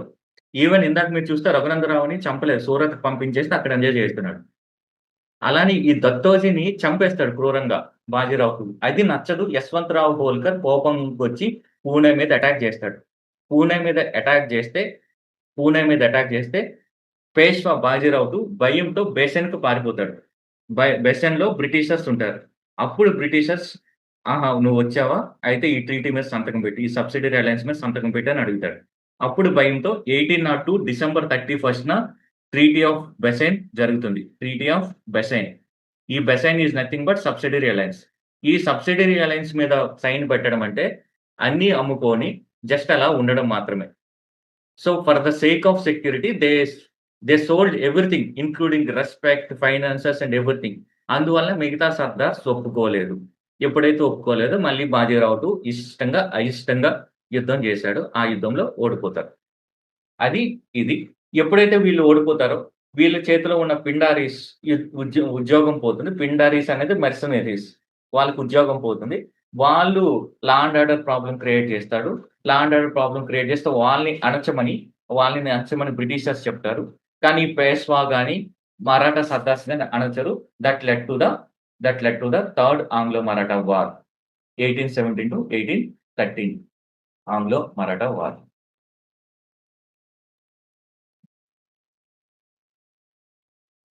సో, ఇది ఆంగ్లో మరాఠా వార్ సూరత్. ఈ ట్రీటీస్ అని మీకు treaty of Surat, treaty of Purandar, treaty of Salbai, treaty of Bassein. మీరు టెక్స్ట్ బుక్‌లో చదివితే ఇవన్నీ చాలా చాలా కన్‌ఫ్యూజింగ్‌గా ఉంటది. ఈ ట్రీటీ ఆఫ్ సాల్బై ఇది 1788. Third Anglo Maratha war. Third Anglo Maratha war major reason Pindaris. దానికి ముందు కూడాను బ్రిటిషర్స్‌కి, పేష్వాకి గొడవ జరుగుద్ది. బ్రిటిషర్స్ బ్రిటిషర్స్ గొడవ జరిగితే పేష్వా అటాక్ చేస్తాడు పూణే రెసిడెన్సీ మీద. ఆ ఫ్యాక్ట్ చెప్దామని second treaty of Alinagar. Alinagar అంటే కలకత్తా పేరే అలీనగర్ అండి. సిరాజుద్దౌలా కలకత్తాని అలీనగర్‌గా మారుస్తాడు. కలకత్తాలో ఏం చేస్తారు బ్రిటిషర్స్ ఫోర్టిఫికేషన్ చేస్తారు వాళ్ళ ట్రేడ్ సెంటర్‌ని. అది సిరాజుద్దౌలాకి నచ్చదు. సిరాజుద్దౌలాకి రాజైనప్పుడు 20 ఏళ్లుంటాయి. 20 ఏళ్ళు ప్లస్ కోపిష్టి, యాంగ్రీ యంగ్ మ్యాన్. అరె! మీరెవర్రా నా రాజ్యంలో ఈ తుపాకీలు పెట్టడానికని వచ్చి, వాళ్ళందరిని కలిపి ఫోర్ట్ విలియంలో ఒక చీకటి గదిలో పడేస్తే, దాన్ని బ్లాక్ హోల్ ట్రాజెడీ అంటారు. కొంతమంది యూరోపియన్స్ చచ్చిపోతారు. బ్రిటిషర్స్ చచ్చిపోతారు. వాళ్ళు చచ్చిపోయింది కొంతమందైతే, అప్పటి ఇంగ్లీష్ న్యూస్ పేపర్‌లో దాన్ని ఔట్ ఆఫ్ ప్రపోర్షన్‌గా చెప్పారు. చెప్పడంతో ఇంగ్లాండ్‌లో వాళ్ళందరి సెంటిమెంట్లు హర్ట్ అయ్యాయి. వాళ్ళందరూ కూడాను కంపెనీ చెప్తే, కంపెనీ ఇద్దరిని పంపిస్తుంది. వాట్సన్ ఒకరిని, రాబర్ట్ క్లైవ్‌ని. వాట్సన్ హెడ్ యాక్చువల్‌గా. రాబర్ట్ క్లైవ్ వాట్సన్‌కి సబార్డినేట్.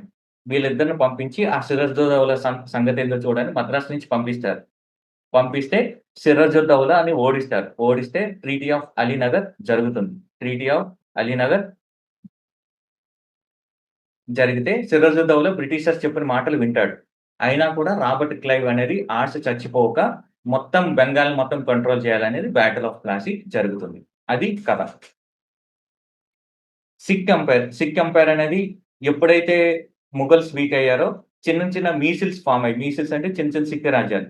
ఆ సిక్ రాజ్యాలన్నిటిలో కలిపి చివరికి 12 మీసిల్స్ వచ్చాయి. ఆ 12 మీసిల్స్‌లో ఒక ఫేమస్ మీసిల్ సుకర్ చక్య మీసిల్. దానికి రాజు రంజిత్ సింగ్. ఈ 1799 ఆ ప్రాంతంలో అన్ని మీసిల్స్ అన్నిటిని కలిపి ఈయన ఒక సిక్ ఎంపైర్ ఫార్మ్ చేస్తాడు. లాహోర్ నుంచి హెడ్ క్యాపిటల్‌గా. ఈయన అడ్మినిస్ట్రేషన్ మొత్తం గూడాను మారుస్తాడు. ఈయన అప్పటి వరకు మొఘల్స్ యొక్క జాగీర్దారీ సిస్టమ్ తీసేసి డైరెక్ట్‌గా రైతుల నుంచి రెవెన్యూ కలెక్షన్స్ తీసుకొచ్చాడు. ఇక్కడ నా ఇంటెన్షన్ ఏందంటే, రాజా రంజిత్ సింగ్ యొక్క అడ్మినిస్ట్రేషన్ ఇంపార్టెంట్ అని చెప్పడానికి ఈ క్వెషన్ ఫ్రేమ్ చేయడం జరిగింది. ఇప్పటి వరకు యూపీఎస్‌సి దీని నుంచి టచ్ చేయలేదు. ఈ ఏరియా నుంచి టచ్ చేయలేదు. But you should have some basic understanding. ఎప్పుడైనా యూపీఎస్‌సి ఒక కొత్త ఏరియాలోకెళ్ళినప్పుడు బేసిక్‌గా ఈజీ క్వెషన్ అడగదు. నెక్స్ట్ ఇయర్ సేమ్ టాపిక్ నుంచి వచ్చినప్పుడు ఇన్ డెప్త్ క్వెషన్ అడుగు. అది. ఇక్కడ simple thing. Ranjit Singh used jagirdari system అన్నాను. జాగీర్దారీ సిస్టమ్ కాదు. డైరెక్ట్‌గా రెవెన్యూ కలెక్షన్ యూజ్ చేశాడు. దాన్నే కర్దారీ సిస్టమ్ అంటారు. కర్దారీ సిస్టమ్ అంటారు. సో, అది చెప్దామని ఈ క్వెషన్ ఫ్రేమ్ చేయడమైంది. ఆంగ్లో సిక్ వార్స్ ఎప్పుడైతే రంజిత్ సింగ్ 39లో చనిపోతాడో జస్ట్ ఒక కథ చెప్తున్నాను. 1839లో రంజిత్ సింగ్ చనిపోతాడు. దీనికి ముందు ఏమవుద్దంటే 1799లో అలా రంజిత్ సింగ్ మహారాజాగా ప్రకటించుకుంటాడు. ప్రకటించుకున్న తర్వాత 1809లో ట్రీటీ ఆఫ్ అమృత్సర్ అని ఒకటి జరుగుతుంది. Treaty of Amritsar. ఈ అమృత్సర్ ప్రకారం ఇది ఇండియా అనుకోండి. కొంచెం అటు ఇటు ఉన్నా గూడా అమీబా షేప్‌లో. ఇది సట్లెజ్. ఈ సట్లెజ్ పైన ఉన్నదంతా కూడాను సట్లెజ్ పైన అంతా కూడాను రంజిత్ సింగ్‌కి ఇస్తారు. ఈ సట్లెజ్ కింద ఉన్నది సిస్ సట్లెజ్ అంటారు. సిస్ అంటే this side of Sutlej. Cis Sutlej అని ఎక్కడైనా మీరు ఇంగ్లీష్‌లో ఉంటే అదేం పెద్ద తోపు పదం కాదు. This side of Sutlej belongs to east India company అనుకుంటారు. 1809లో ఇది ఫిక్స్ అవుతారు. 1809లో ఫిక్స్ అవుతారు. 1838లో ఒక ట్రీటీ జరుగుతుంది. ఈ ట్రీటీ కూడా ట్రైపార్టైట్ ట్రీటీ. ఎవరెవరికంటే అమృత్‌సర్ సారీ రాజా రంజిత్ సింగ్, సింధ్ ఇంకొకరు ఆఫ్ఘన్‌కి చెందిన ఒక రాజు. ఆ రాజుకి అధికారం పోతుంది. వీళ్ళు ముగ్గురు కలిపి దోస్త్ మహమ్మద్ అని ఆఫ్ఘన్ రాజు ఉంటాడు. ఆ రాజుని పడగొట్టాలని ఒక ఒప్పందం కుదుర్చుకుంటారు. ఈ 2 గుర్తుపెట్టుకోండి. 1809 ట్రీటీ ఆఫ్ అమృత్సర్ ఇది. అట్‌లీస్ట్ ట్రీటీ ఆఫ్ అమృత్సర్ అని గుర్తుపెట్టుకోండి. ఇదంతా జరిగిన తర్వాత 1839లో రాజా రంజిత్ సింగ్ చచ్చిపోతాడు. రాజా రంజిత్ సింగ్ చచ్చిపోతాడు. 1838లో ఒక అగ్రీమెంట్ కుదుర్చుకున్నారని చెప్పాను గదా! ఆఫ్ఘనిస్తాన్‌లో దోస్త్ మహమ్మద్‌ని ఓడగొట్టాలని. దీనివల్ల 1839 నుంచి 42 వరకు టిప్ ఆంగ్లో ఆఫ్ఘన్ వార్ జరిగింది. ఆఫ్ఘన్ వార్. ఎందుకు జరిగింది ఆఫ్ఘన్ వార్ అంటే, రష్యా అనేది త్రూ ఆఫ్ఘన్ ద్వారా ఇండియాలోకి వచ్చి అటాక్ చేయొచ్చు అనే దాంతో ఆఫ్ఘన్‌లో వీళ్ళకి ఫేవరబుల్‌గా ఉన్న రాజు ఉండాలని దోస్త్ మహమ్మద్ మీద యుద్ధానికెళ్తారు.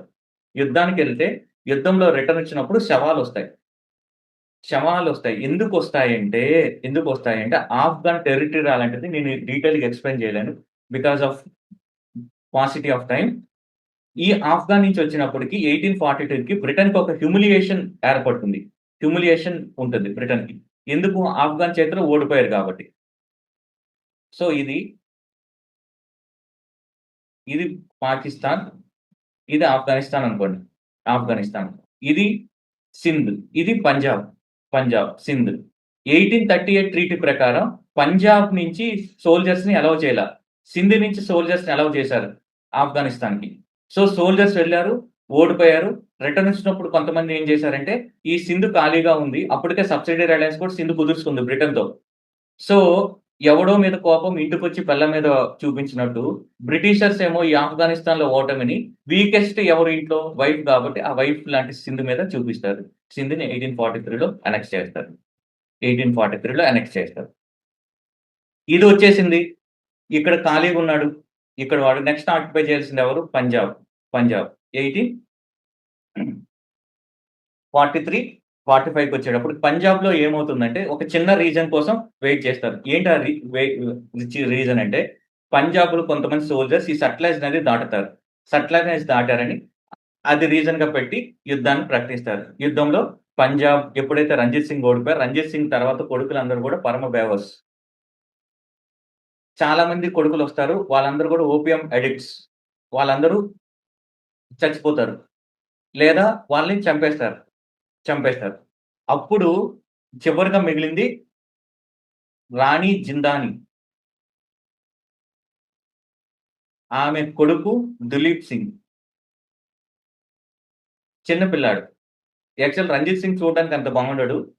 కానీ రంజిత్ సింగ్ ఏజ్‌కి, జిందాని ఏజ్‌కి చాలా డిఫరెన్స్ ఉంటుంది. సో, ఈమె రాణి అవుతుంది. చాలా మంది అయిన తర్వాత దిలీప్ సింగ్ పేరు పెట్టుకొని ఈ జిందాని రూల్ చేస్తది. జనరల్‌గా ఇలాంటి లేడీస్ డామినేట్ చేసేదాన్ని పెట్టికోట్ గవర్నమెంట్ అని అంటారు. ఇప్పుడు 'నూర్‌జహాన్' ఉన్నారు గదా! జహంగీర్‌ని డామినేట్ చేసింది. అలాంటి గవర్నమెంట్‌ని పెట్టికోట్ గవర్నమెంట్స్ అంటారు. సో, అలానే ఈ రెజెంట్‌గా జిందాని ఉండి దిలీప్ సింగ్ పేరులో రూల్ చేసేది. ఈ జిందానికి ఒకతనికి ఫ్రెండ్‌షిప్ ఉండేది. లాల్ సింగ్. పేరులో లాల్ ఉంది గానీ, ఈ జిందానీనైతే ఇంప్రెస్ చేయగలిగాడు గానీ, సైనికులు మాత్రం కంట్రోల్ చేయలేడు. ఈ లాల్ సింగ్ అనేవాడు బ్రిటన్ చేతిలో తోలుబొమ్మ. బ్రిటన్ చేతిలో తోలుబొమ్మ. అందువల్ల ఫస్ట్ ఆంగ్లో సిక్ వార్‌లో సిక్ ఓడిపోతారు. ఓడిపోతే ఏమవుతుందంటే, ఈ ట్రీటీ ఆఫ్ లాహోర్ జరుగుతుంది.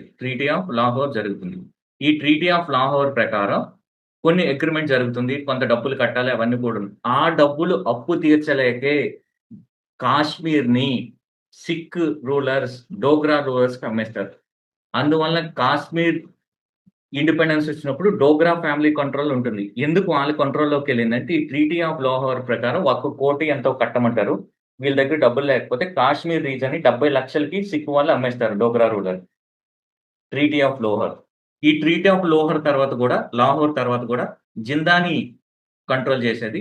జిందాని కింద ఎవరుండేవాళ్ళు? దిలీప్ సింగ్ ఉండేవాడు. కానీ ఈమె సరిగ్గా రూల్ చేయట్లేదని ట్రీటీ ఆఫ్ బైరావాల్ అని తీసుకొచ్చారు.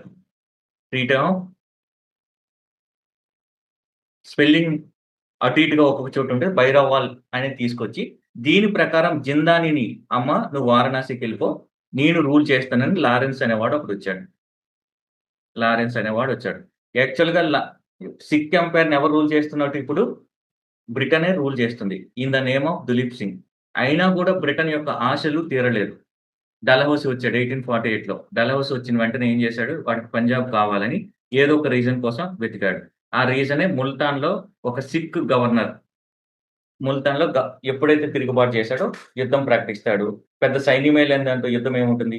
1848, 49లో సెకండ్ ఆంగ్లో సిక్ వార్‌లో ఓడిపోతారు. దిలీప్ సింగ్‌ని తర్వాత క్రిస్టియానిటీలో కన్వర్ట్ కూడా చేస్తాడు. కన్వర్ట్ చేసి లండన్‌కి పంపిస్తారు చదువుకోవడానికి. సో, అలా సిక్ ఎంపైర్ ఎండ్ అయిపోద్ది. 6ని కేర్‌ఫుల్‌గా బ్రిటన్ ఆర్మీలోకి తీసుకుంటారు. తీసుకొని 1857 రివోల్ట్‌తో సిక్ సోల్జర్స్ అనేవాళ్ళు బ్రిటన్‌కి లాయల్‌గా ఉంటారు.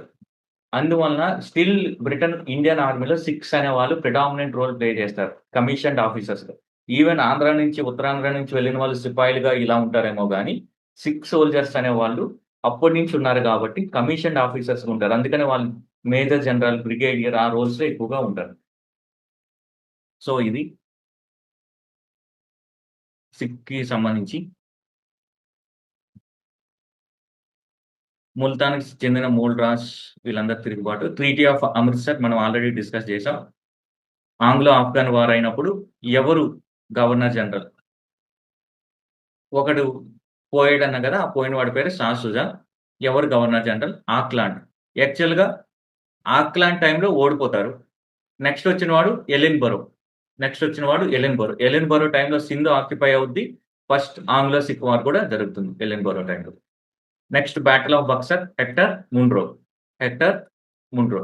ఎందుకంటే రాబర్ట్ క్లైవ్ లండన్‌లో.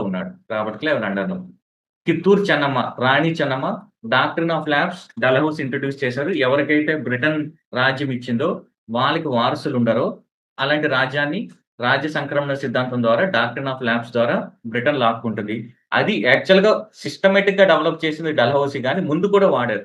ఫర్ ఎగ్జాంపుల్ కిత్తూరు చెన్నమ్మ దగ్గర ఆమె భర్త, పిల్లలు యుద్ధంలో చనిపోతారు. ఆమె కొడుకుని అడాప్ట్ చేసుకుంటుంది. దాన్ని ఒప్పుకోదు బ్రిటన్. అప్పుడు ఆమె తిరుగుబాటు చేస్తుంది. సో, ఆ ఫ్యాక్ట్ మీకు చెప్పాలి. ఇలాంటి అన్‌నోన్ థింగ్స్ ఈ మధ్యన యూపీఎస్‌సీ ఫోకస్ చేయబోతుంది. ఎందుకంటే రీసెంట్‌గా ఆజాదీ కా అమృత్ మహోత్సవ్ చేసినప్పుడు ఇలాంటి unknown freedom fighters especially female freedom fighters, north east freedom fighters, unknown reasons నుంచి వచ్చిన వాళ్ళ మీద గవర్నమెంట్ ఎక్కువ ఫోకస్ చేస్తుంది. So that I have given this question. Regulating act అప్పుడు 3 మీకు తెలుసు. First Bengal governor Robert Clive. Regulating act తర్వాత బెంగాల్ గవర్నర్‌ని సుప్రీం చేయాలి. ఎందుకంటే మద్రాస్ మరాఠా వార్‌లో యుద్ధం వచ్చింది కదా! ఎవరు గొప్ప అనేది. Treaty of Surat, treaty of Purandar ఏది గొప్ప అని. అలాంటి ఇష్యూస్ అన్నిటి కూడా అడ్రెస్ చేయడం కోసమని బెంగాల్ గవర్నర్‌ని సుపీరియర్‌గా చేయడం కోసమని పోస్ట్‌ని గవర్నర్ జనరల్‌గా మార్చారు.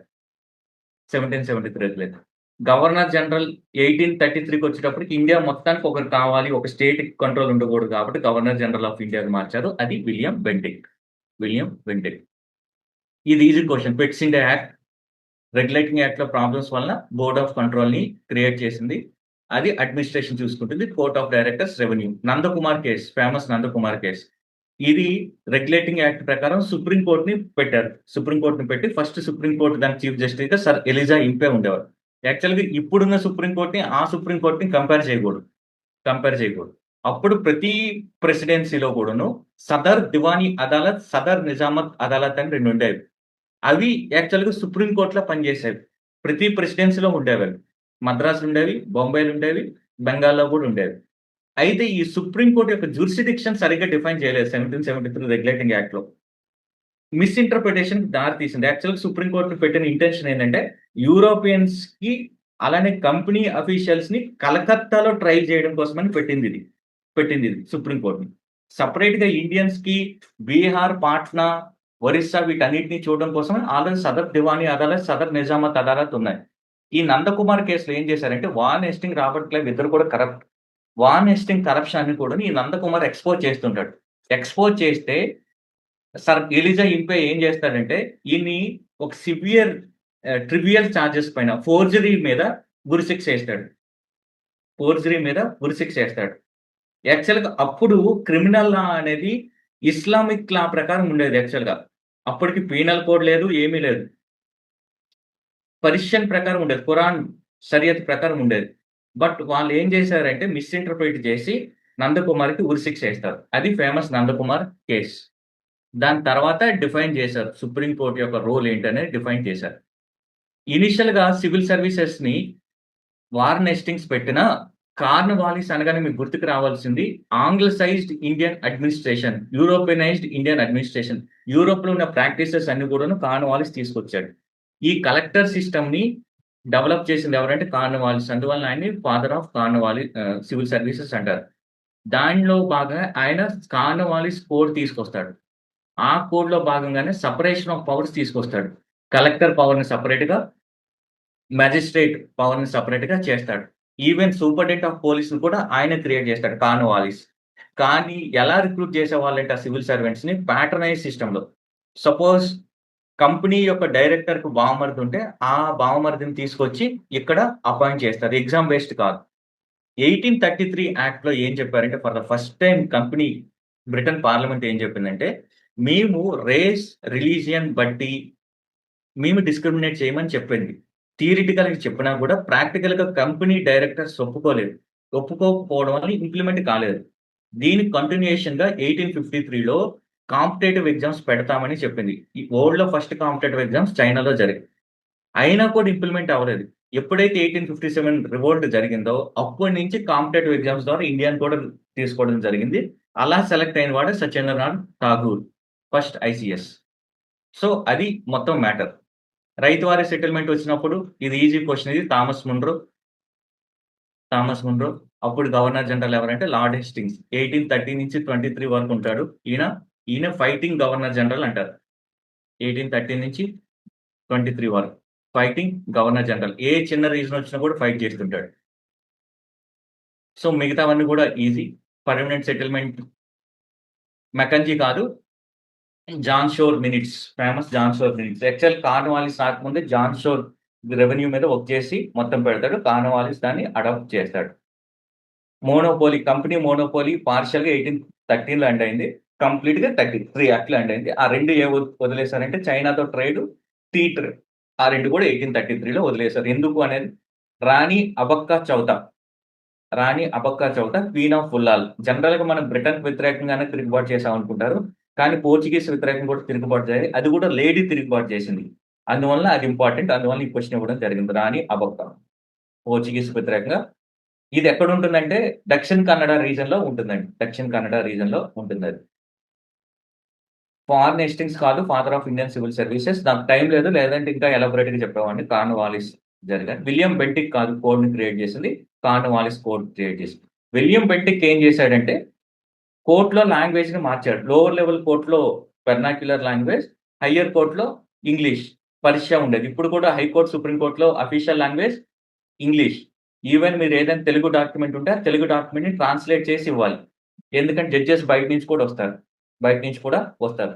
అలానే విలియం బెంటిక్ ఏం చేశాడంటే మొబైల్ కోర్ట్స్ అని ఉండేవి. మొబైల్ కోర్ట్స్ అంటే ఒక మిడిల్ లెవెల్ కోర్ట్స్. అప్పుడప్పుడు ఊర్లకెళ్ళి డిస్పోజ్ చేసేవి. డిస్ట్రిక్ట్ కోర్ట్‌ల పైన ఉన్న కేసెస్‌ని. వాటిని కూడా క్యాన్సెల్ చేశాడు విలియం బెంటిక్. వుడ్స్ డిస్పాచ్ ఇనీషియల్‌గా ఎడ్యుకేషన్ పాలిసీ 1813 యాక్ట్‌తో స్టార్ట్ అయింది.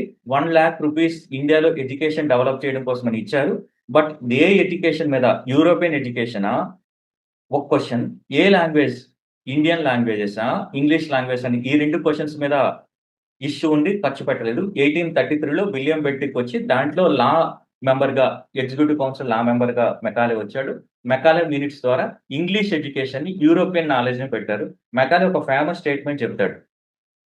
అరబ్ వరల్డ్‌లో ఇండియాలో ఉన్న ఎంటైర్ నాలెడ్జ్ తీసుకున్నా కూడా బ్రిటన్‌లో ఒక లైబ్రరీలో ఉన్న ఒక షెల్ఫ్‌లో ఉన్న నాలెడ్జ్‌తో సమానం కాదని చెప్తాడు. ఇంకోటేం చెప్తాడంటే ఇండియాలో ఎన్ని లాంగ్వేజెస్ ఉన్నాయి, ఏ లాంగ్వేజ్‌లో నేర్పించడం. 3 ఇప్పుడు పిల్లలు ఎలా అయితే ఇంగ్లీష్ మీడియం చదువుతామని కాన్వెంట్‌లకెళ్తున్నారో, అప్పుడు మన రాజుల పిల్లలు కూడా ఇంగ్లీష్‌లో చదువుతామని వెళ్ళేవాళ్ళు. రిప్రజెంటేషన్ ఇచ్చేవాళ్ళు. ఈ రీజన్స్ అన్ని కూడా చూపించి ఇంగ్లీష్‌ని లాంగ్వేజ్‌గా మీడియం ఆఫ్ మీడియంగా పెట్టడం. 2 యూరోపియన్ కంటెంట్‌ని ఇంట్రొడ్యూస్ చేశారు. బట్ వాళ్ళు మాస్ ఎడ్యుకేషన్ మీద కాదు డౌన్‌వర్డ్ ఫిల్ట్రేషన్ థియరీని నమ్మారు. ఏంటంటే మేము ఎలైట్స్‌కి చెప్తాం. ఒక సెక్షన్ చెప్తాం. వాళ్ళు మెల్లమెల్లగా కింద నుండి మాస్టర్స్‌కి చెప్తారని చెప్పారు. కానీ వుడ్స్ డిస్పాచ్ అనేది డౌన్‌వర్డ్ ఫిల్ట్రేషన్ థియరీని తీసేసి మనం గ్రాంట్స్ ఇవ్వాలి. గ్రాంట్స్ ఇచ్చి స్కూల్స్‌ని ఎస్టాబ్లిష్ చేయాలి. కాలేజ్‌ని ఎస్టాబ్లిష్ చేయాలని చెప్పారు. అలా చెప్పిన కాలేజెసే 3 1857లో వచ్చిన colleges. Madras university, Bombay university, Calcutta university. అలానే లాంగ్వేజెస్‌కి సంబంధించి ఇంగ్లీష్ కంప్లీట్‌గా ఏలియన్ కాబట్టి ప్రైమరీ లెవెల్‌లో వెర్నాక్యులర్ మీడియం. మిడిల్ లెవెల్‌లో both English and vernacular medium. Higher లెవెల్‌లో ఇంగ్లీష్ ఉండాలని చెప్పింది. Same still national education policy కూడా. యూరోపియన్ ఇంగ్లాండ్ వాళ్ళు దొంగలేమో గాని వాళ్ళ కమిటీ రిపోర్ట్‌లు still relevant. Still relevant. Even sergeant plan అని 1944లో వచ్చింది. అందులోనే రైట్ టు ఎడ్యుకేషన్ ఉండాలని చెప్పింది. అది మనం 2005లో తీసుకొచ్చాం రైట్ టు ఎడ్యుకేషన్ యాక్ట్ అనేది. సో, డౌన్‌వర్డ్ ఫిల్ట్రేషన్ థియరీని క్యాన్సెల్ చేయమంది. యూజ్ ఆఫ్ వర్నాక్యులర్ లాంగ్వేజ్ అనేది స్కూల్ లెవెల్‌లో, డిగ్రీ లెవెల్‌లో కాదు. అలానే వుమెన్ ఎడ్యుకేషన్ ప్రమోట్ చేయాలి. దానికోసం గ్రాంట్స్ అండ్ ఎయిడ్ ఇవ్వాలని కూడా చెప్పింది. నెక్స్ట్ వేరియస్ కమిటీస్ ఇవి చాలా ఈజీ. హంటర్ కమిషన్ రిప్ ఆహ్, రిప్పన్ టైమ్‌లో అపాయింట్ చేశారు. లోకల్ బాడీస్‌కి ఎక్కువ కంట్రోల్ ఇవ్వాలని చెప్పారు. తర్వాత రాలే కమిషన్ యూనివర్సిటీలో నేషనలిజం పెరిగిపోతుంది కాబట్టి దాని కంటెక్స్ట్‌లో కర్జన్ అపాయింట్ చేశాడు. Woods dispense, Sadler commission. దాని తర్వాత వచ్చిన commission sergeant plan. Indian civil services ఎవరు స్టార్ట్ అయ్యారు? ముందు సత్యేంద్రనాథ్ ఠాగూర్ స్టార్ట్ అయ్యాడు. తర్వాత ఆర్.సి. దత్. తర్వాత సురేంద్రనాథ్ బెనర్జీ కూడా జాయిన్ అయ్యాడు. ఆయన అస్సాం, బెంగాల్ బోర్డర్‌లో ఒక ఏరియాలో డిస్ట్రిక్ట్ కలెక్టర్‌గా ఉంటే, ఆయన ఇండియన్ కాబట్టి ఉండడానికి ఇష్టం లేదని ఆయన మీద ఏదో చిన్న ట్రివియల్ రీజన్ పెట్టి ఆయన్ని జాబ్‌లో నుంచి తీసేస్తారు. తీసేస్తే ఆయన ఇండియన్ అసోసియేషన్ అని పెడతాడు.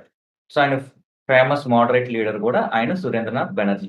First newspaper in India easy question Bengal Gazette. Hicky start చేస్తాడు. Hicky company official. కంపెనీలో ఆయన తీసేస్తే మిగతా వాళ్ళకి కరప్షన్ ఎక్స్‌పోజ్ చేయడం కోసం దీన్ని పెడతారు. ప్రెస్‌కి సంబంధించి ప్రెస్ మోడర్న్ ఐడియాస్ స్ప్రెడ్ చేయకుండా first time Wellesley censorship act తీసుకొస్తాడు. ప్రెస్ మీద సెన్సార్‌షిప్ పెడతాడు. తర్వాత జాన్ ఆడమ్ వార్డ్ అని వచ్చి వాడు ప్రెస్ మీద లైసెన్స్ కూడా తీసుకోవాలి ప్రెస్ స్టార్ట్ చేయాలని పెడతారు. దాన్ని ప్రెస్ రెగ్యులేటింగ్ యాక్ట్ అని అంటారు. ఆ తర్వాత వచ్చిన వాడు చార్లెస్ మెట్‌కాఫే. ఈయన లిబరేటర్ ఆఫ్ ప్రెస్ అని అంటారు. ఎందుకంటే ఆ ప్రెస్ మీద రిస్ట్రిక్షన్స్ అన్ని కూడా తీసేస్తాడు చార్లెస్ మెట్‌కాఫే అని. ఆ తర్వాత కూడాను రిస్ట్రిక్షన్స్ కంటిన్యూ అవుతాయి. ఎస్పెషల్లీ వర్నాక్యులర్ లాంగ్వేజ్ మీద 1878లో వర్నాక్యులర్ ప్రెస్ యాక్ట్ అని లిట్ అని తీసుకొస్తాడు. Lytton and reactionary policies. ఇది ప్రెస్ సెన్సార్‌షిప్‌కి సంబంధించి. ఇది famous commissions. Fraser commission Curzon టైమ్‌లో పోలీస్ మీద ఏసాడు. లీ కమిషన్ పబ్లిక్ సర్వీస్ కమిషన్‌కి సంబంధించి వేశారు. దాన్ని బట్టి పబ్లిక్ సర్వీస్ కమిషన్ ఏర్పాటైంది 1926లో. అందువల్ల రీసెంట్‌గా 100 years of union public service commission celebrate చేశారు. హంటర్ కమిషన్ రిప్పన్ టైమ్‌లో ఏసాడు. డఫ్రిన్ అంటే కాంగ్రెస్ పెట్టినప్పుడు డఫ్రిన్ ఉండేవాడు. జ్యుడిషియల్ రిఫార్మ్స్ ఆల్రెడీ చెప్పాం. మొబైల్ కోర్ట్స్ విలియం బెట్టిక్ క్యాన్సెల్ చేశాడు. కోర్ట్ లాంగ్వేజ్‌గా విలియం బెట్టిక్ మార్చాడు మెకాలే దానిపైన. యాక్చువల్‌గా అది లేటర్ ఆన్ ఇంప్లిమెంట్ అయింది. బట్ రికమెండ్ చేసింది మాత్రం అది. చార్టర్ యాక్ట్ 13 3 ఇంపార్టెంట్ చేసింది. 4 అనుకోని చెప్పుకోండి. 1 మోనోపోలీ ఎండ్ చేయడం. 2 క్రిస్టియన్ మిషనరీస్‌ని అలౌ చేసింది. 3 ప్లాంటర్స్ ల్యాండ్ కొనుక్కోవచ్చు. 4 ₹1,00,000 అలొకేట్ చేసింది ఎడ్యుకేషన్ కోసం. ప్యాట్రనైజ్ సిస్టమ్ అంటే ఇందాకే చెప్పా. కంపెనీ డైరెక్టర్స్ ఎవరికి నచ్చిన వాళ్ళైతే వాళ్ళని సివిల్ సర్వీసెస్‌గా నామినేట్ చేశారు. ఆ నామినేషన్‌నే ప్యాట్రనైజ్ సిస్టమ్ అని ఉండేది. క్రిస్టియన్ మిషనరీస్ 1813లో అలౌ చేశారు. ఇంకా క్రిస్టియన్ కన్వర్షన్ ఎంకరేజ్ చేయడం కోసమని ఏం చేశారంటే, అప్పటి వరకు ఎవరైనా హిందూ మతం మారితే ఆస్తి వచ్చేది కాదు. ఈ కాస్ట్ డిసేబిలిటీస్ రిమూవల్ యాక్ట్ తీసుకొచ్చి మతం మారినా కూడాను ఆస్తి వచ్చేటట్టు చేశారు. సో దట్ బ్రిటిషర్స్ రిలీజియస్ కన్వర్షన్‌ని ఎంకరేజ్ చేయడానికి ఇది దారితీసింది. ఇది మన మోడర్న్ ఇండియా డిస్కషన్. ఏమైనా డౌట్స్ ఉన్నా అడగండి. అసలు ఉన్నారా లేదా నాకు డౌట్ వస్తుంది. లేదు సార్. ఉన్నాం సార్. మీ వాయిస్ వినిపించట్లేదండి. ఎవరు మాట్లాడుతున్నారో? సార్ ఉన్నాం sir. Is it clear sir? Okay. Sir వినిపిస్తుందా వాయిస్? హలో, ఒక్క నిమిషం మీ వాయిస్ వినిపించట్లేదు. హెడ్సెట్ పెట్టుకోండి. హలో వినిపిస్తుందా సార్? మేబీ నా ప్రాబ్లమ్ నా సైడ్ నుంచా? ఒకే సెకండ్.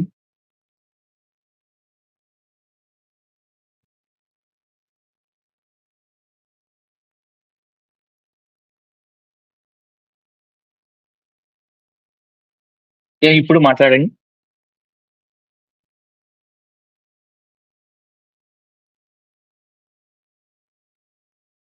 ఓకే. ఏవైనా డౌట్స్ ఉంటే అడగండి. ఒకవేళ మీకు ఈ ఇనిషియేటివ్ నచ్చితే మీ ఫ్రెండ్స్‌కి చెప్పండి. అదొకటే మీరు నాకు చేసే హెల్ప్ అది. అన్నిటికన్నా మీకు మీరు హెల్ప్ చేసుకోండి. టెస్ట్లు మాత్రం మిస్ కాకుండా రాయండి. సేమ్ ఇదే క్వాలిటీ మీకు బయట దొరకాలంటే 30,000, 25,000, 20,000 తీసుకుంటున్నారు. సో ఇది కరెంట్ తక్కువ అఫైర్స్ సెషన్ పెడతామన్నారు. కరెంట్ అఫైర్ సెషన్ ఖచ్చితంగా నెక్స్ట్ వీక్ కానీ నెక్స్ట్ వీక్ తర్వాత ఏదో ఒక రోజు కరెంట్ అఫైర్ సెషన్. సో ఇంకేమైనా డౌట్స్?